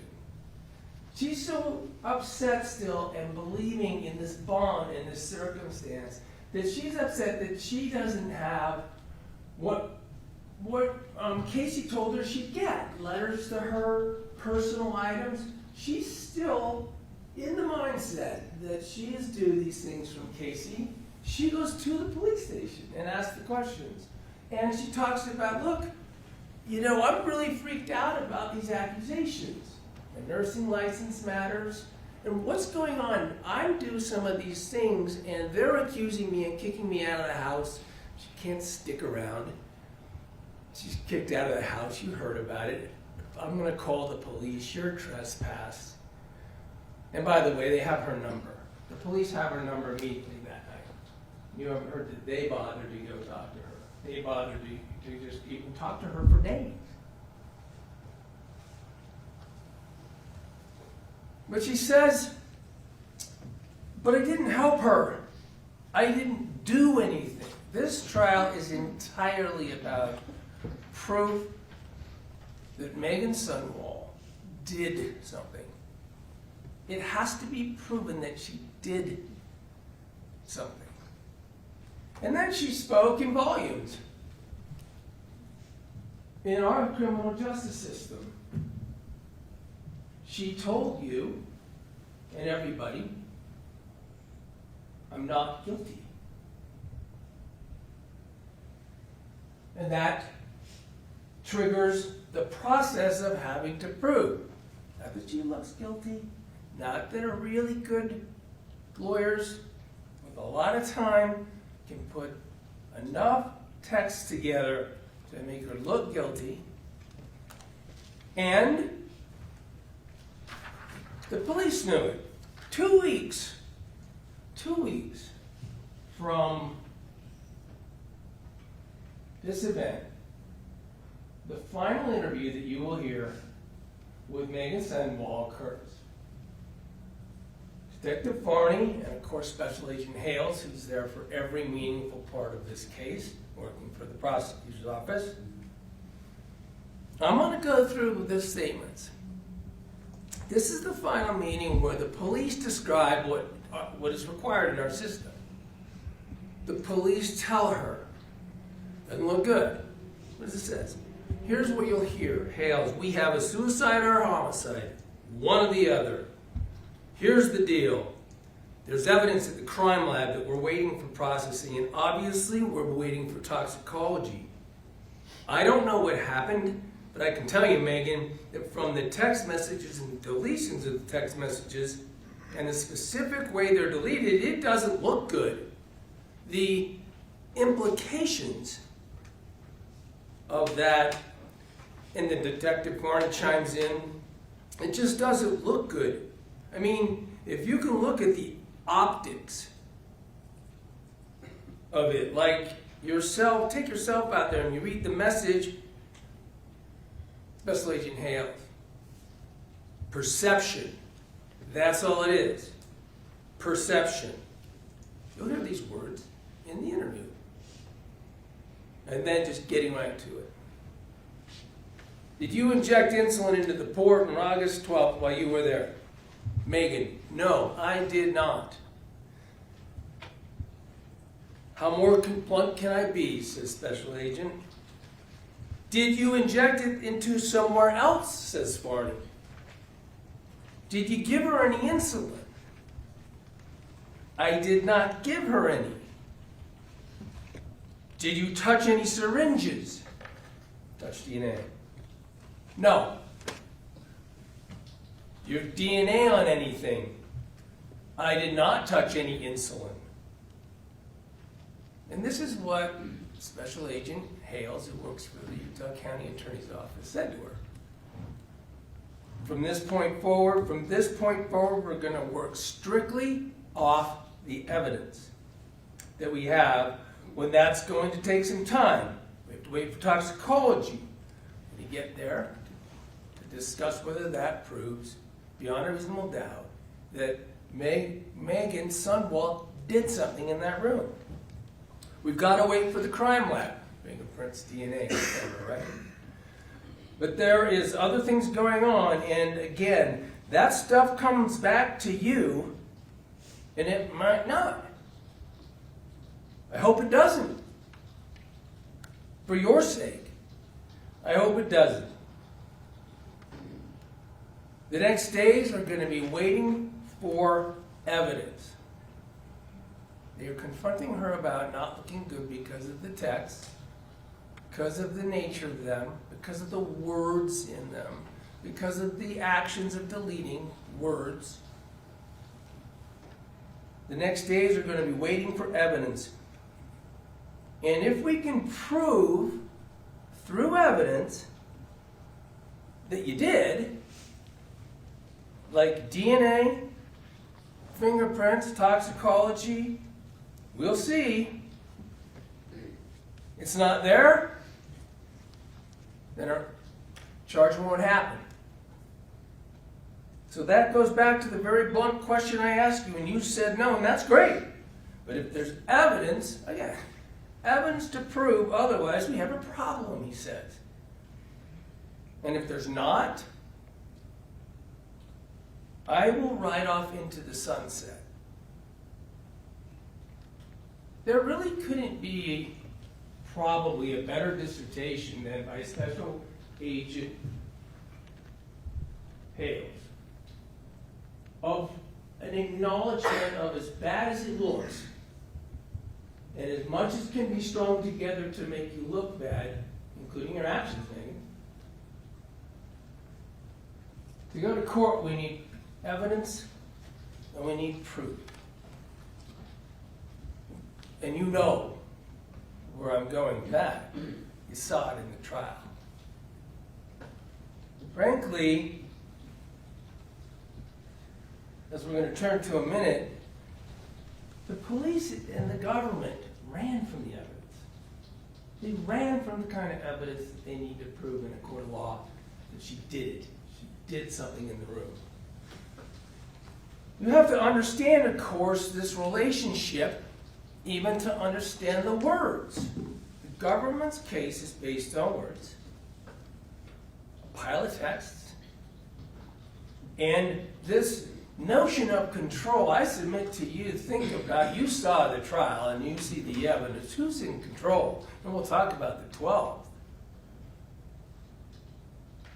The evidence is Kacee controlling a relationship, controlling what goes into the conversation, hiding it from others, splitting. You heard about that because, for instance, Meggan has to feel that Kacee is miserable, feel that she's dying, just exhaustively get Meggan to feel that.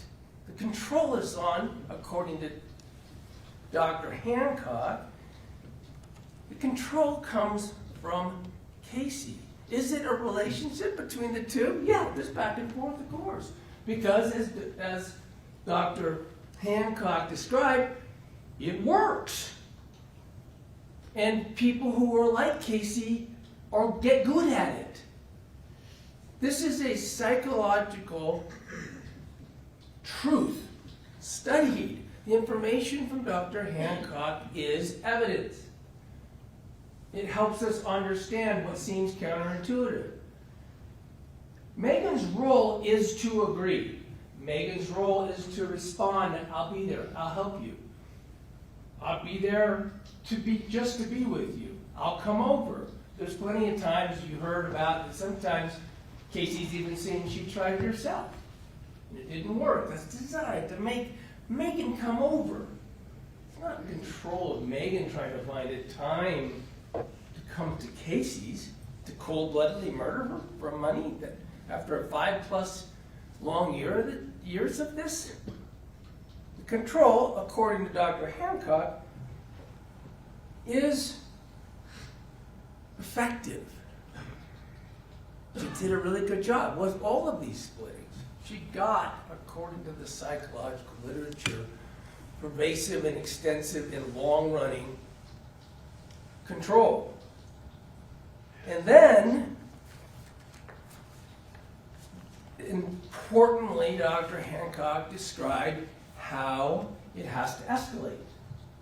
The control feature for maladaptive behaviors like exhibited by Kacee Terry have to keep escalating because you have to keep getting more and different and more intense feedback. It's like a drug.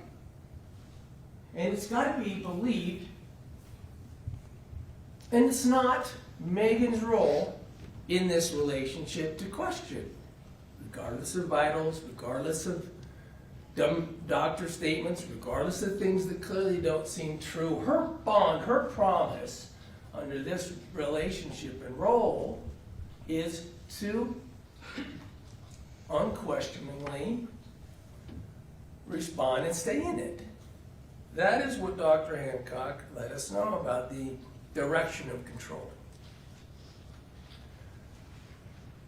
And the features that are used in this relationship are both ways, right?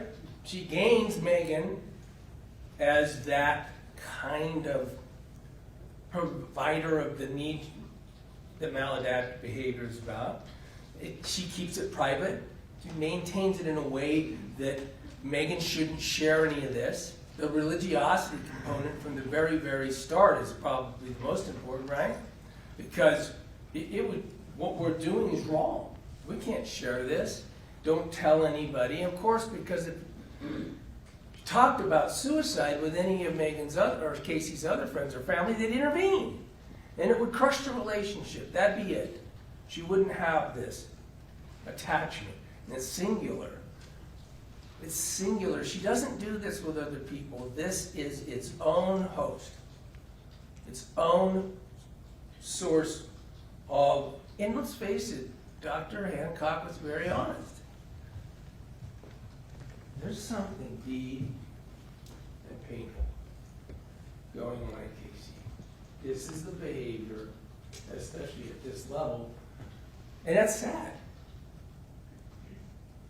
That is sad. It makes it more real, not less real. And it requires her to have more control, not less control. And the role of Meggan is not to question, or that will be broken, that promise, that relationship. And you have to understand I submit to you a little lecture. You have to understand. What about the insurance policy discussions and the things you've seen and heard about? That should, I submit, be considered in light of the same thing. It's still part of it. It's all a lie. It's fake. And maybe Meggan would think it's true over all these years, where she doesn't kill her in the cold blood like the state's theory is. And sure would be nice. Remember what Kacee tells Meggan about the insurance policy? She keeps wrapping it in, you deserve it. You're all I have. You're the only one who believes me. My family hates me. I don't have this, I don't get this from you. You're the one who says, I'll be with you, I'll be your confederate. I will be with you in your desire to end your life by suicide, even though it's wrong, because you let me know I'm the only one for you. And even the insurance policy is described by Kacee in that way. I had a crazy old uncle once, and the crazy old uncle repeatedly said that there was going to be a life insurance policy in it. I'll tell you what I did when he died. I checked.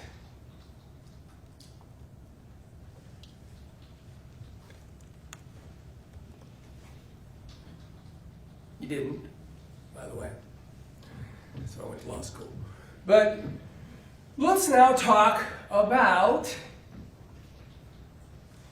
this problem that the government and the police run from.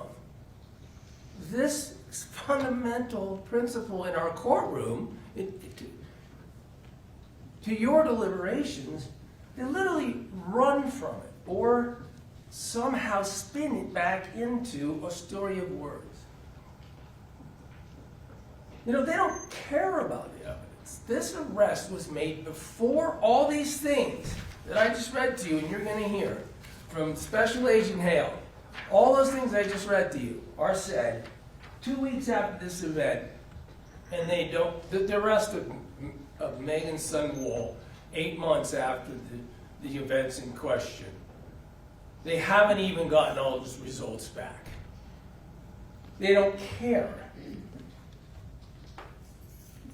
Contemplate a trial in a court of law, not Perry Mason. Contemplate what is being requested of you by the government, by the system, and by the court. A murder where the medical examiner says it's undetermined. They literally have to prove their case around that conclusion. They hold up a pointer. Aha, have you seen all these tests? They know full well if they give him 200 pages of a report that is all about words, he's not going to change his mind. His job is objective. His job is about proof used in a courtroom. He has everything else. He has it as he sits here today. Forget when he issued his report in January of 25. He said to you from the witness stand, Dr. Murray, the medical examiner, manner of death is undetermined. You are to ignore that, I guess, according to the state. The state medical examiner, who's seen the proof, the toxicology, who's done the work. He communicated with the police. He looked at the evidence. That's, of course, because he can't find evidence to prove Meggan did something. Because Kacee could have done it. So they want you to convict Meggan despite the evidence. The DNA evidence that comes back after she's arrested has Kacee's is the only relevant DNA, and it's on that syringe. I'm not sure really maybe what ultimately the government's going to argue to you on this Santa box evidence. But it's only Kacee's. Now you're going to argue, well, since we don't have this evidence, you should go with the flow of the words. That's not the way the system works. That's not the way the principles work. If you don't have DNA after quit, if you do have someone else's, that should be interesting. If you bungle the heck out of the evidence in the investigation, that's not fair. If it leads to not being able to get DNA evidence, fingerprints, same thing. It's not that we're going to prove this to you beyond a reasonable doubt without all the things that Hale said, because we couldn't find them. Because we couldn't find them, reasonable doubt comes from lack of evidence, lack of proof. toxicology, even though it was bungled, this is truly interesting. We'll get to it in a second. There are syringes all over this room. 3 of them at least are inside the room, or two of them at least are inside the room. There's this one in the fancy box. And ultimately they find a bunch more in Kyle's room, where Kacee was known to be with him and to be around, to be in and out of the room. They're not sent to Chad Moore even for 8 months. And Chad Moore tells you from the witness screen, all I can say is I didn't find any when I tested them. There's a whole bunch of things that can account for that being true and insulin being in the syringes. When you get to what I want to submit has to be disproven as a reasonable likelihood here as a scenario. But she died by insulin, and there's insulin syringes throughout the room. By the way, they didn't even send him the third syringe that was in there. And the medical charts, I want to turn to those in a minute. These medical charts actually tell the story. Linda, the nurse, who handled everything, knows all about patients who have insulin problems, sees them in the ER, everything else, says everything I know about insulin is, I can't tell you when it was introduced. Mass Stellar. I can't tell you when it was introduced. They saw the same chart. And you heard somewhere they found some doctor to say on a witness stand for the first time in her life something about the chart.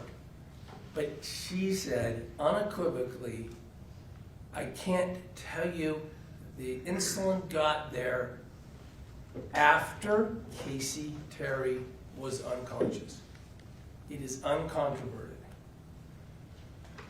What's the problem with the scene? Remember, Meggan goes back, because this box is important. She's been told things. She's been sent a picture of it by Kacee. And the difference is on the left is how the box is when Osborne leaves, and in the middle is what they walk into from the body cam of Forney. The room has been tossed. And in the night of, to the right, in Robinson's hand, is an envelope for Meggan. At least it has her name on it, consistent with the text that we know of, that Kacee is claiming there's things for Meggan. We know from that interview they had with Mark, Kay, and Kylie, amazingly, when Forney walks out of the room, that they're going through the text saying, oh, Kacee's saying, keep some stuff, don't give her this, don't give her that. And Meggan's saying, I've been told that there's important things for me.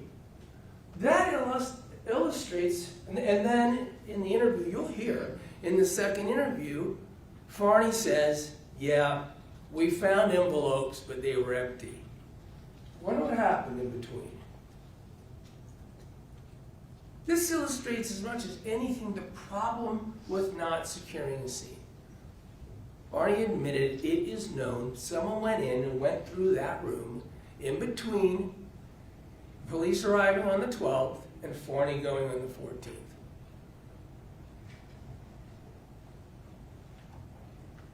Provide reasons to be concerned and provide reasons to doubt. Again, I talked about the syringes, but you think about it. We've got the Fanta box stuff, and it's just not fair.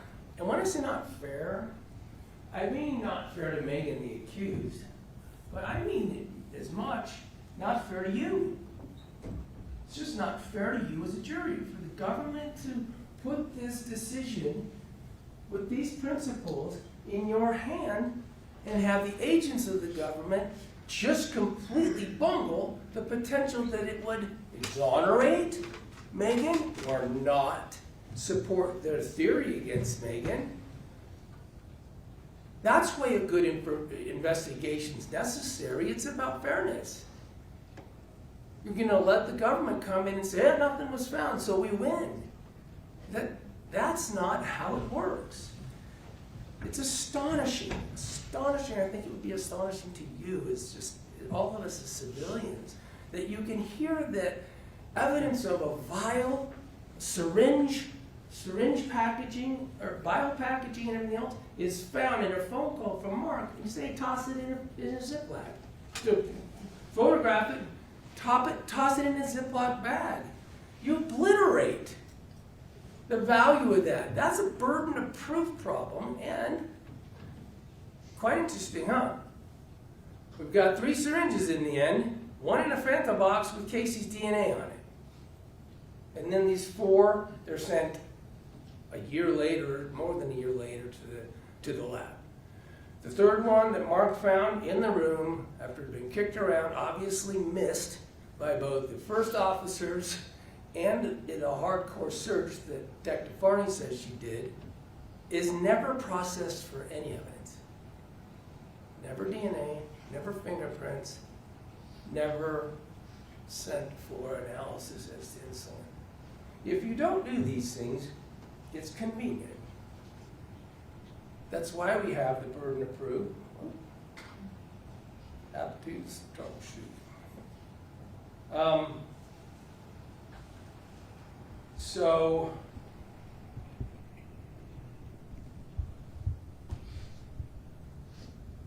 lost my Wi-Fi for a sec.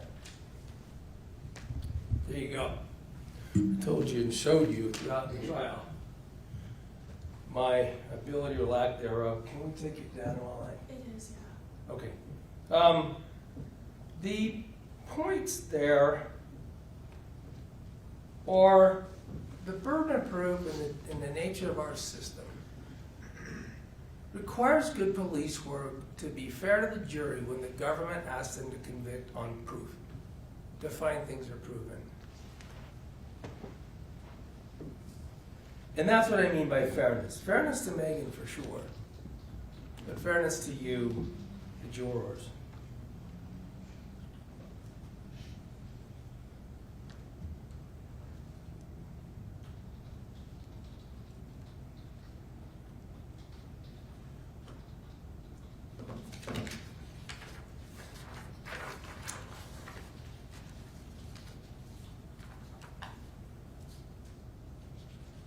Again, the government had made up their mind.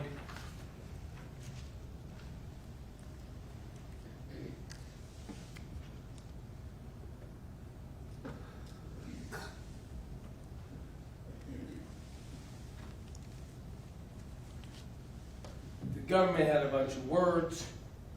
The government had a story.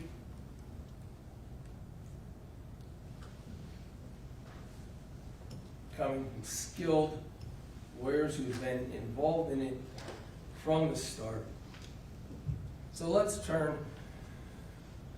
to the 12th. Now, with all these cut up, chopped up texts and everything, we have an exhibit for you that is just everything. I think it's from the 9th with the 10th. This plan, I call it a script. You can read it for yourself. It sounds like a script. Sure, there's some changing of things. She's certainly not Kacee putting off and controlling Meggan. I mean, Meggan's not controlling it. Kacee's controlling Meggan. Kacee said, let's move it 1 more day. Let's move it here or there. We know why she needed to move it 1 more day, Farney said, right?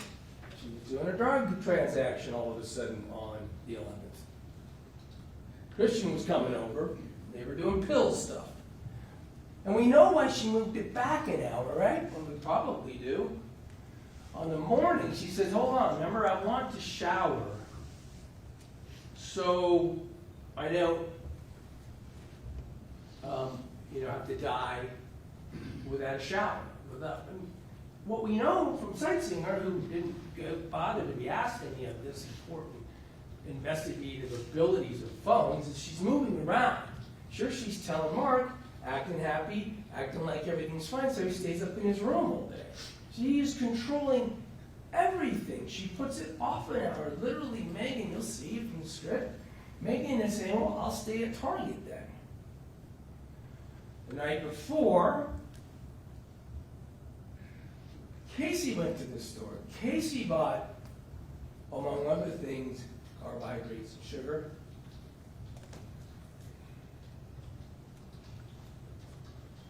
So let's talk about the 12 in control while you read that script.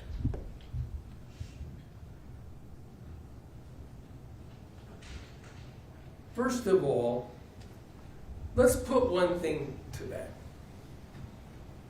The DNR is an absolute red herring. It is a nothing. It is a shiny object the prosecutor wants to keep coming back to. The very best example of that is from Dr. Masteller, a powerful point in this trial when asked a doctor if your best friend told you she had a DNR, would you believe her? And he twisted and he struggled and he said, I'd probably believe her. You don't have to have someone who has a DNR to go into this agreement. My best friend and I can have this agreement. It's only illegal if I do something that causes my best friend to die. We know from the history, there's no question that there were probably that Meggan was shown or not shown or told or not told by an astonishingly capable liar about a DNR and references a DNR, but it doesn't matter. She is DNR. In this relationship, the bond and the agreement is not to save, not to interrupt a suicide. It's the word suicide. It's right to the script.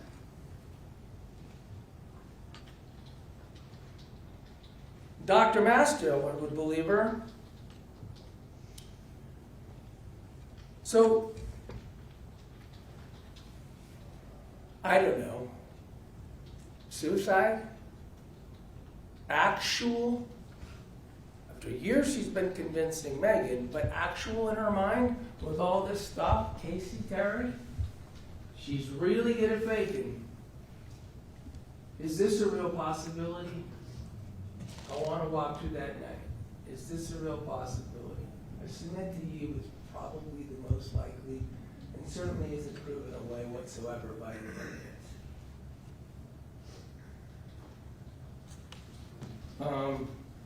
Cases involved in a quasi-suicide.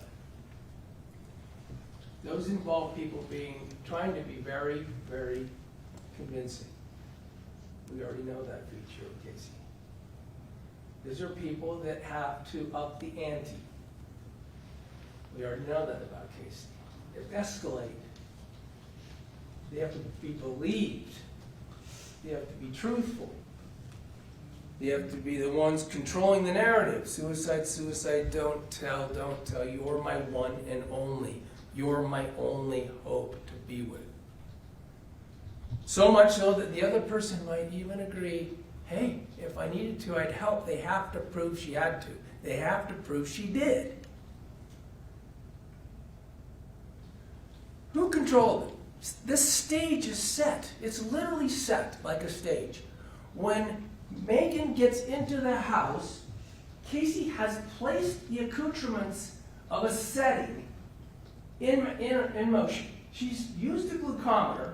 I don't think anyone thinks that Kacee Terry isn't the one who controlled that narrative, controlled that setting. She has used it. That is telling Meggan, I've done something.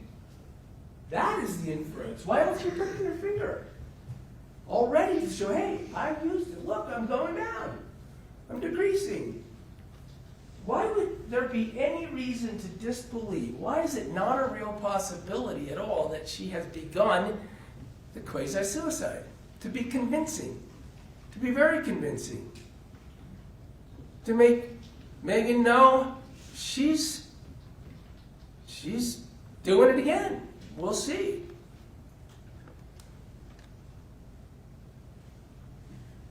The night before, she texts, I'm preloading the syringes. She searches, can I inject insulin? I mean, sorry, can I inject saline?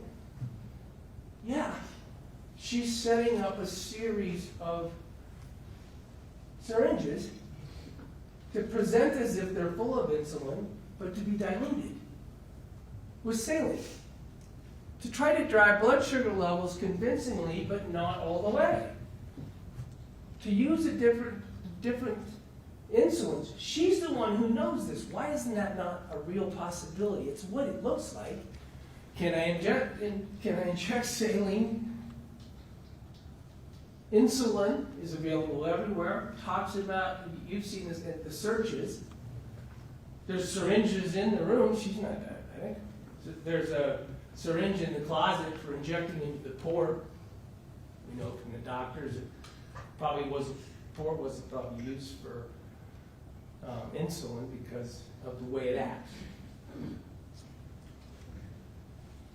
And consistent with this, even Mark understands. She knows that if she wanted to correct because things had gotten out of control, she could drink a Coke. That was rather sobering video. She wanted to change it, she could drink a Coke if she was up to it. And change it has to mean change what she's doing to herself. Because she's not diabetic, so she normally wouldn't need to change anything. She's bought candy the night before, she's bought crackers, things that she can present as a goodie box to make Meggan feel good, but will also be things she can use to control. But insulin is a tricky thing. It makes long-lasting. You use what you thought was a small amount, fast-acting, on this quasi-suicide. You heard Dr. Hancock even describe the circumstance of the patient. And you crash it. Again. By the way, what is some more evidence that syringes would be pre-filled? I'm going to pre-fill them. How do you use saline? And a vial that isn't poked a bunch of times. It's poked a bunch of times because you're drawing out little amounts. In your saline, you're preloading your syringes. In your saline, you're making your fakes. A real possibility, that's exactly what it looks like. That talk about words. If we're all into words, let's talk about Kacee's words to what she was going to do. And then medical evidence completely supports it. With controls like candy and Coke, and it failed. Now, of course the government's narrative could be true. Of course, it's possible that Meggan helped that failure. Of course it's possible. It's not what's possible, what they can suggest it looks like. You have to acquit if you think it's possible. The real possibility, why isn't it a real possibility that this is exactly what happened? There's an entire history of quasi-suicide talk. This is the classic example of a quasi-suicide presenter. This is the classic personality trait. This is the classic history. This is the upping the ante. This is the accelerating, etc., etc., etc., but it's not a real possibility. And it works. And Meggan learns how it works because she's not waking up. Now, why does the cold-blooded murderer have to go over there and start checking out what glucometer reading means? Meggan's searching up the glucometer. What does the reading mean? How low does it go? It's absolutely somebody who is trying to see if this is a trajectory that will be final. Not because she did it, because it's part of the theater that was set up. It makes complete sense. And eventually says, hey, Mom, The cold-blooded murderer says, hey, Mom, come on over. Hey, Dad, come on over. We have years and years of planning on having you be spiritually involved in this. And they do, and the government somehow suggesting she uses her parents as tools to prevent assistance.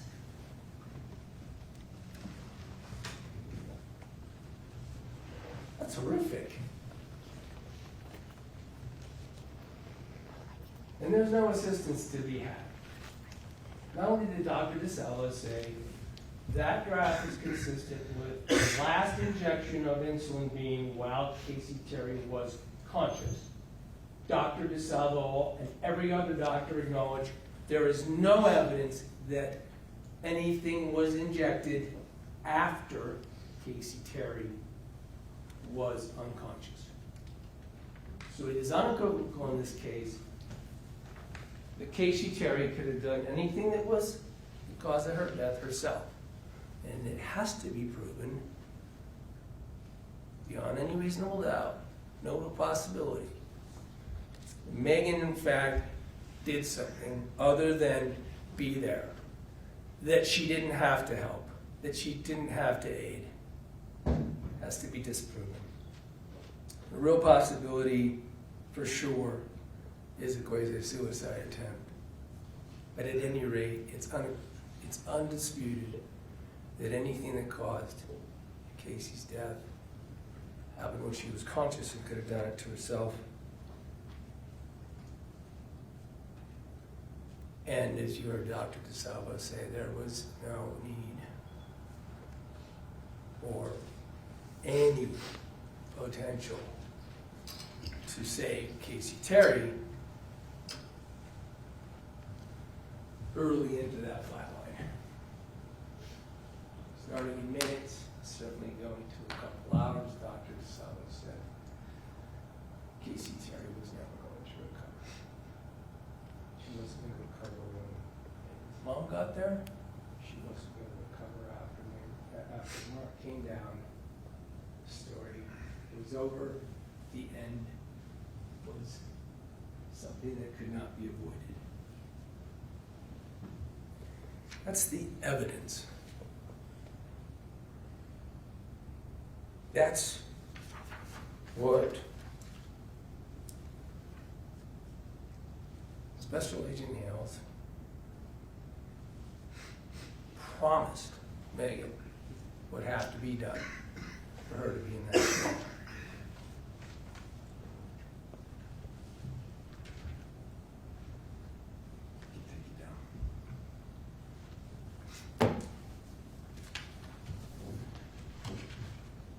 I don't know if that's sound like lecture, but I promise not to give you a word.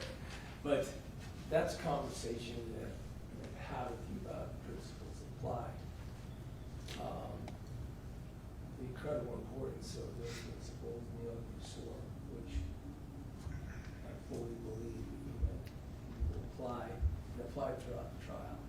Did not prove that it was not guilty. We have to have a fair shot, full investigation, and not a string of words and text that make you look at.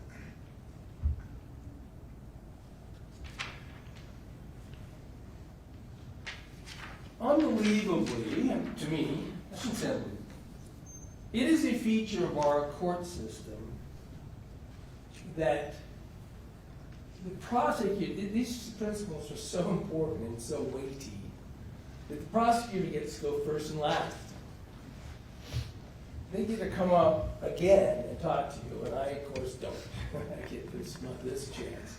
I'm asking you in fairness, total fairness to your job, to at least think while the prosecutor speaks to you again, and I don't know what she's going to say, what I would say in response. And the principles that we're talking about, including in instructions, this notion of unanimity, it is tied up extremely tightly to the proof and reasonable doubt, because while you're a jury, you are jurors. You are Meggan's peers. This is an experience, and these principles in this trial you apply as peers. You think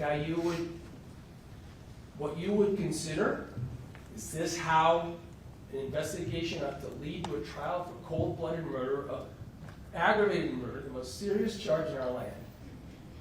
The way you think would be fair for your loved one, your mother or father, your cousin, your peer.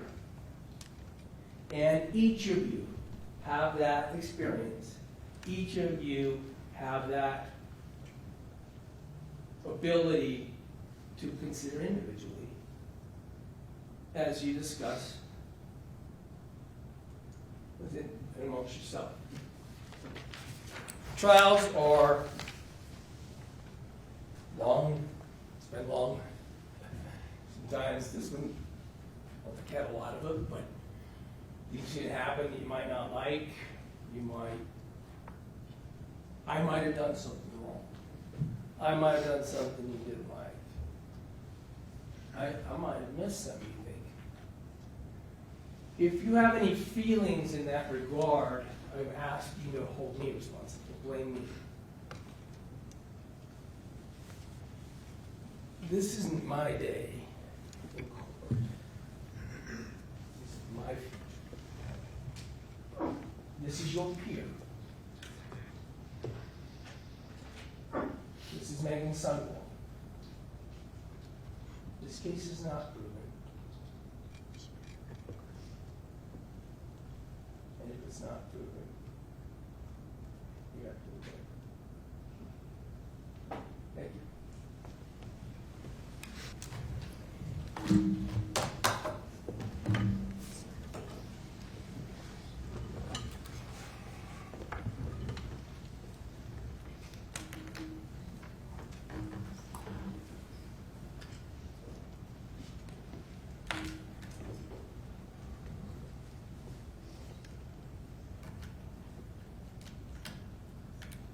I always try to plug that in the wrong way every single time.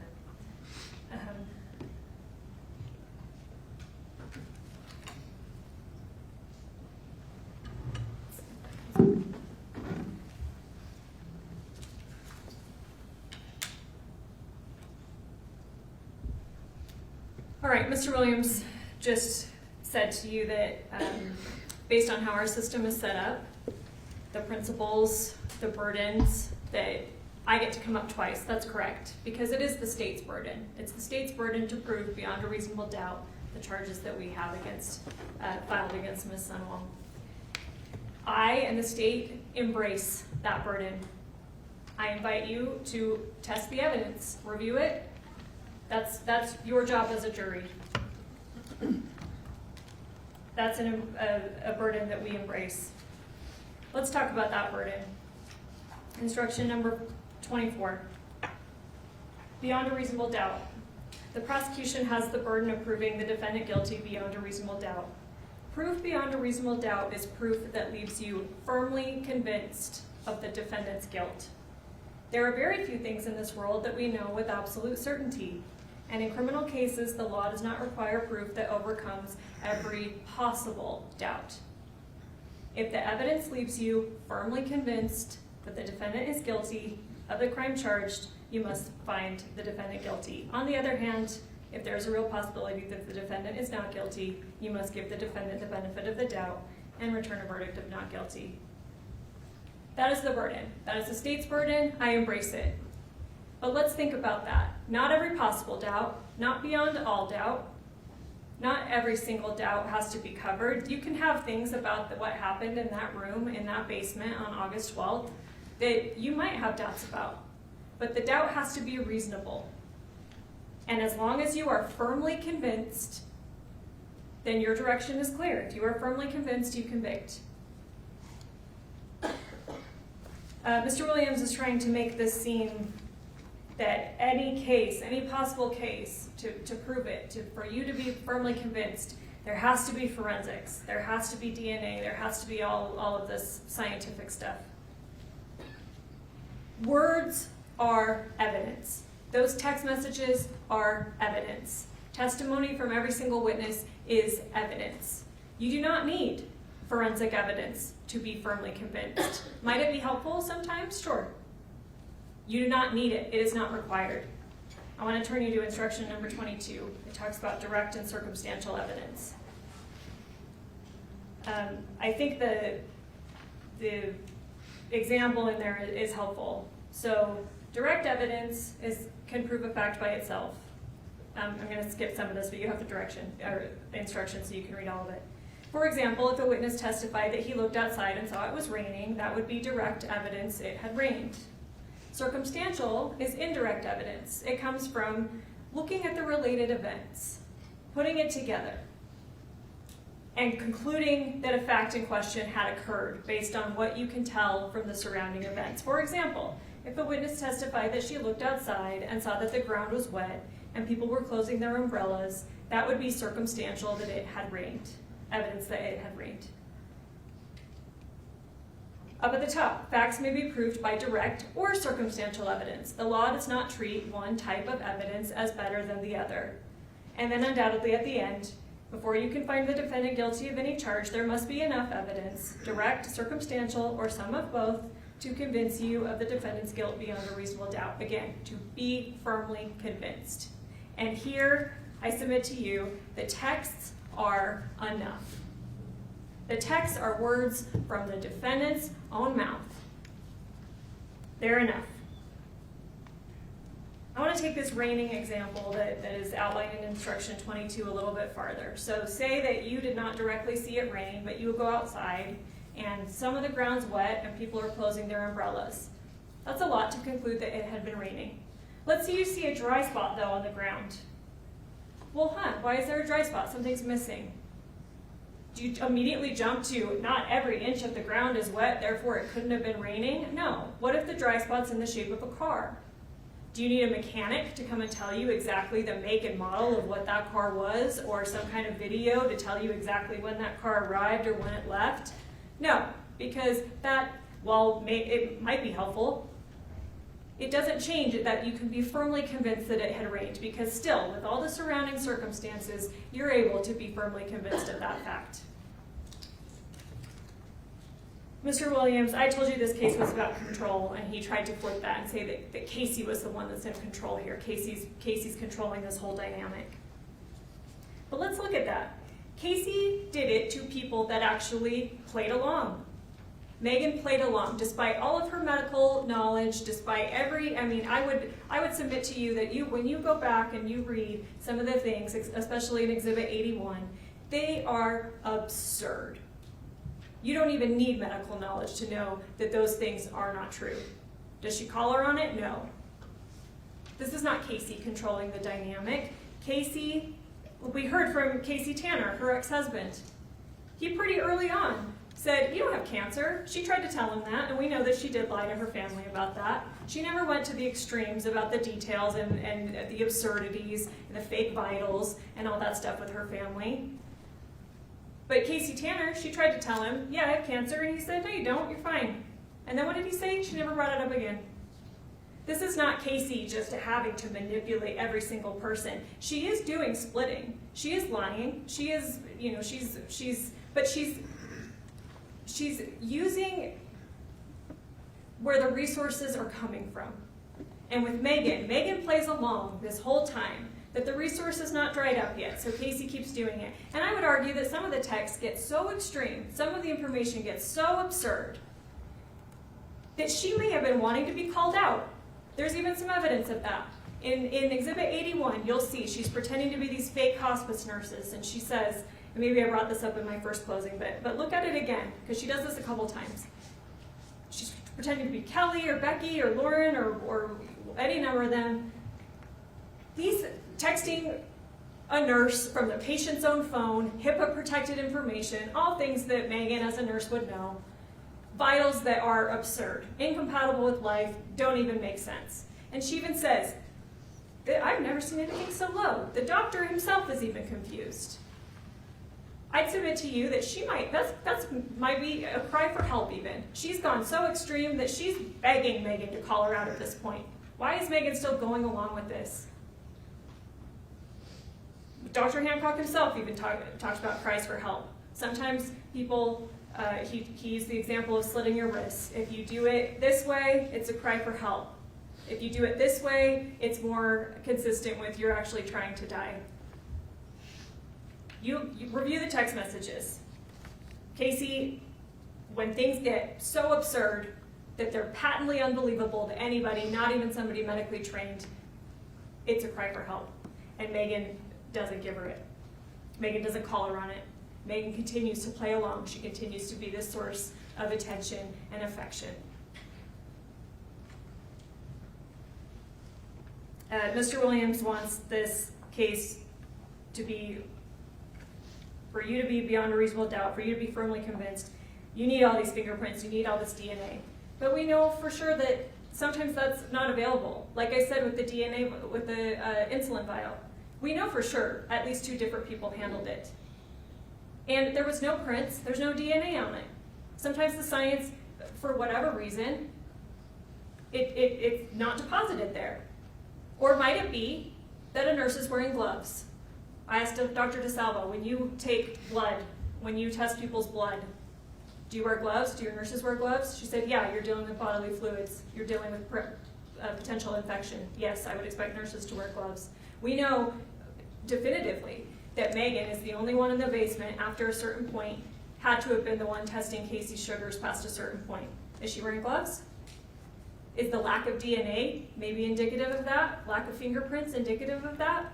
If you need forensics to prove beyond a reasonable doubt anyone wearing gloves just gets away with it, anything, there's no case? No, because there's also other forms of evidence. And those text messages, I would submit to you, and it will ultimately be your determination, those are more valuable than anything DNA can tell us in this case. So again, let's step back, let's put the pieces together, and let's look at the picture.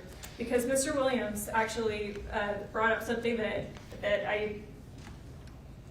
the theory, one of the state's theories seems to align with actually. We heard from Dr. Hancock. So what do we know? Kacee died from an exogenous insulin overdose. Mr. Williams said, Meggan didn't do anything. She says, I'm not called, I didn't do anything. And if Meggan didn't do anything, then yes, the answer is acquittal.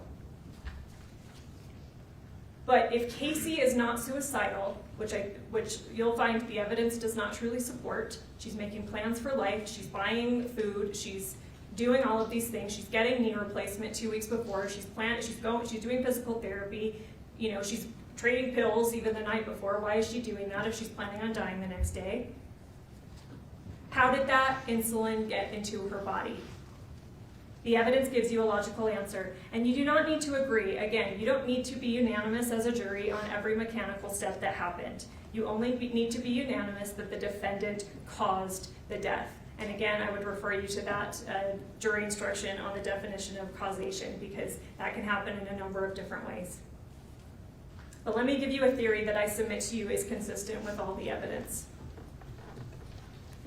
And it's not quasi-suicidal, like Mr. Williams suggested, where people may not intend death, but they're actually using items that could bring them danger. But Dr. Hancock also explained parasuicidal, where they want it to look like it. They want it to look like they're maybe attempting suicide, but they do not intend to die, and they're not going to introduce actually anything dangerous. I submit to you that that's exactly what happened here. Let's look at State's Exhibit 17. So by 4 p.m., you'll see in the text messages between Meggan and Kacee that by around 4 on August 11th, it's clear. Kacee's tried to evade, Kacee's tried to delay. Meggan says, my dad can watch Porter, I can come over tomorrow. So it's clear that to Kacee that the defendant's coming over the next morning. And she knows that the defendant's intent, the whole point of the defendant coming over there, is so that Kacee can end up dead. So what does Kacee do? 9:48 p.m., Exhibit 17, August 11th, Kacee searches, is it okay to give yourself a shot with saline solution? If she is planning on dying the next day, why is she Googling if it's safe to give herself saline? Mr. Williams, let's think about that. Someone planning to inject insulin does not search whether it's safe to inject saline. Mr. Williams tried to suggest that, well, maybe she's diluting the insulin with saline. Why? Insulin is a clear liquid, saline is a clear liquid. And what did we hear from Mark? Kacee is familiar with diabetes. Most of the household that she lives in is diabetic. She's been taking care of grandma, who had, I forget exactly the term, but it's diabetes that is so severe that grandma swings back and forth wildly. What did Mark testify? Even 3 units too much could kill grandma. Kacee had been taking care of grandma's diabetic needs for years. Kacee knows that. You think she's gonna mess around with real insulin if she doesn't mean to die? Absolutely not. That is not reasonable. That is not a reasonable doubt. Instead, right here, Exhibit 17, is it okay to inject with saline? And then, like I pointed out, all of those other texts that you'll find in Exhibit 136, Kacee says, I'm getting everything ready. I need to start drawing up the bottles. I spent most of the night drawing up the insulin.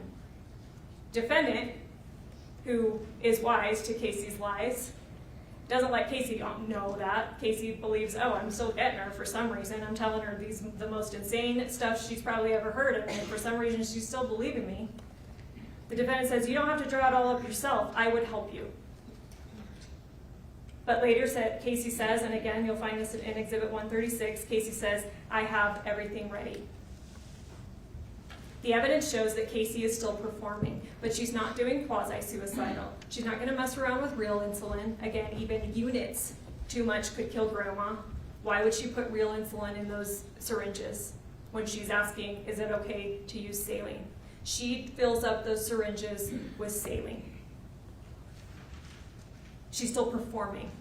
And even still, she's still delaying. You'll find in the text thread, she's saying, oh, it's Kylie's birthday, there's transportation issues, maybe I should come to your house, my grandpa needs the car, but she's still trying to put this off. If she was truly intending suicide, there's no need to stall.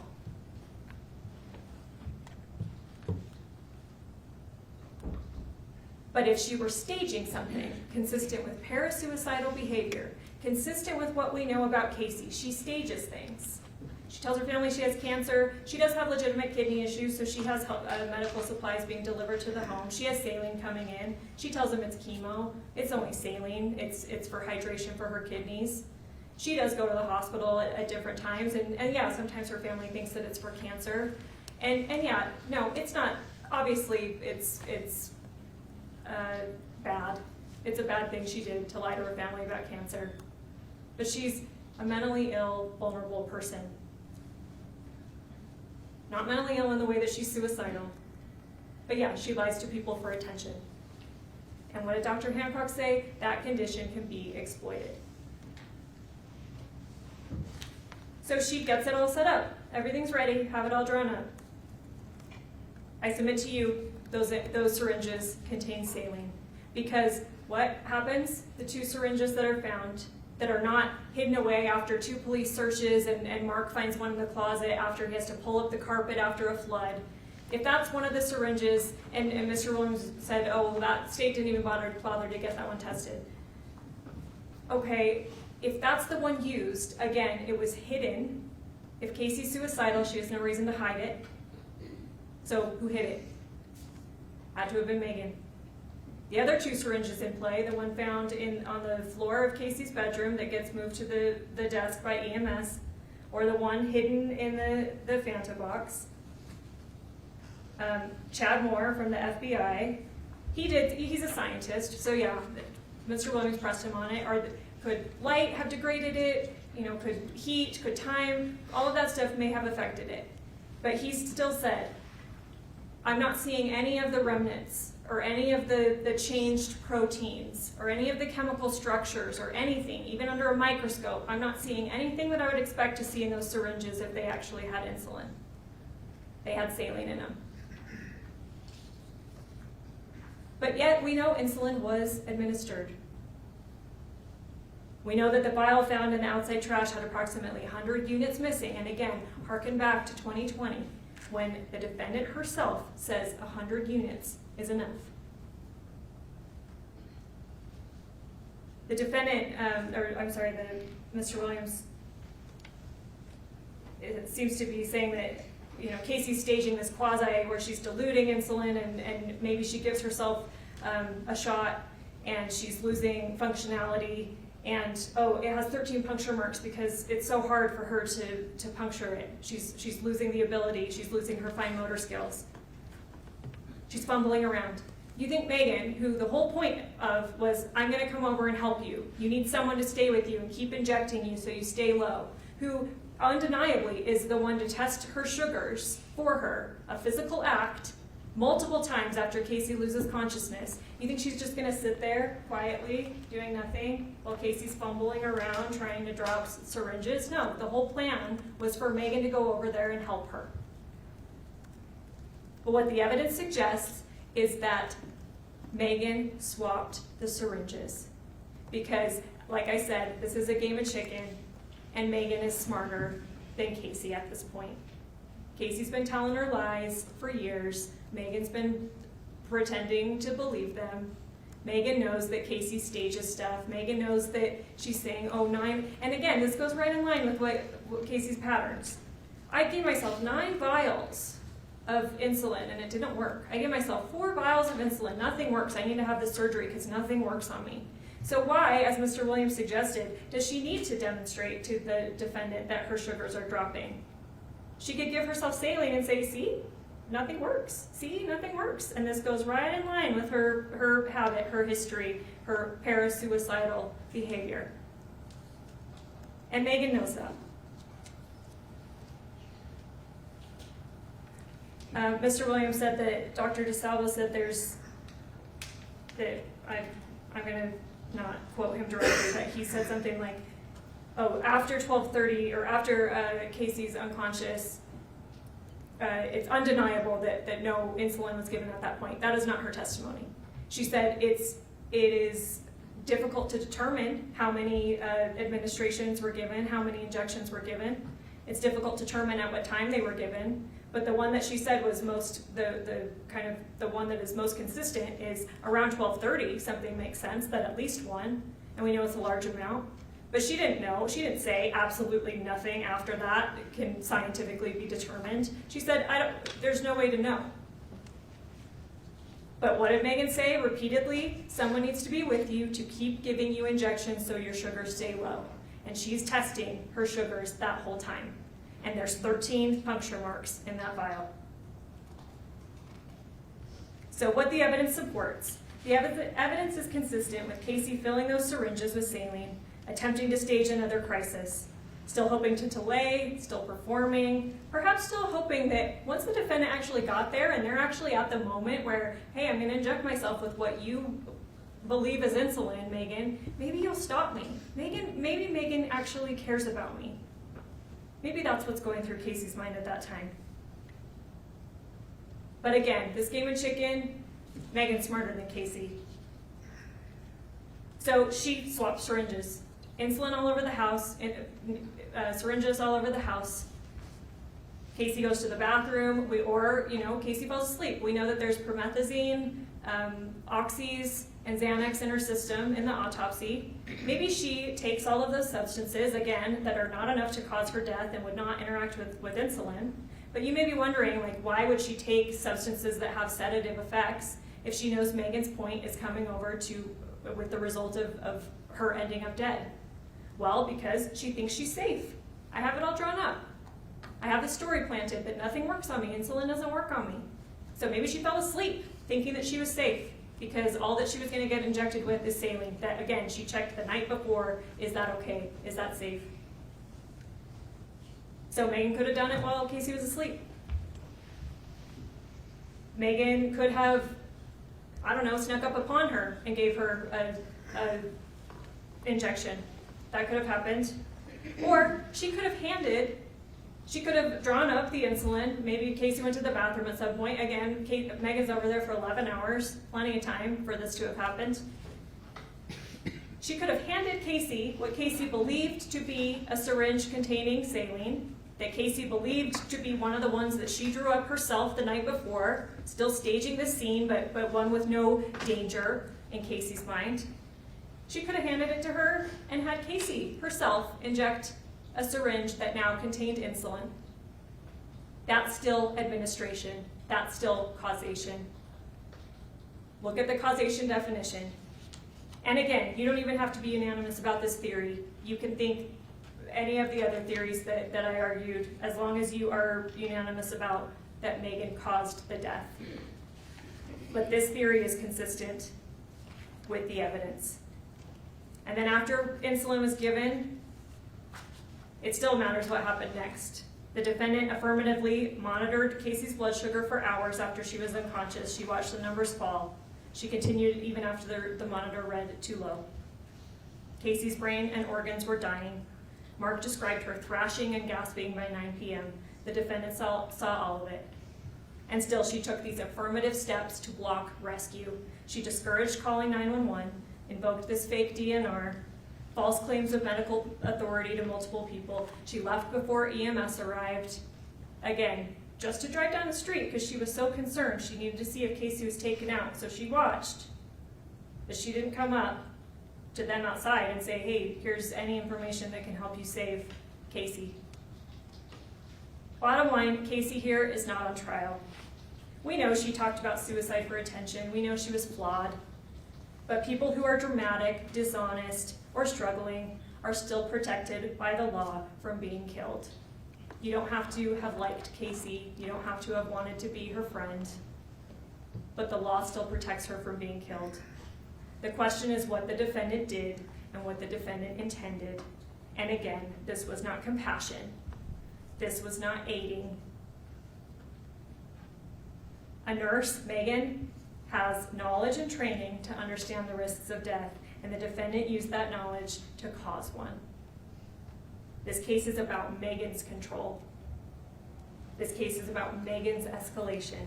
This is about Meggan deliberately blocking rescue. And the evidence shows that she killed or caused the death of Kacee by an overdose, a lethal amount of insulin, and that she did it because she stood to gain over $1 million. This is aggravated homicide.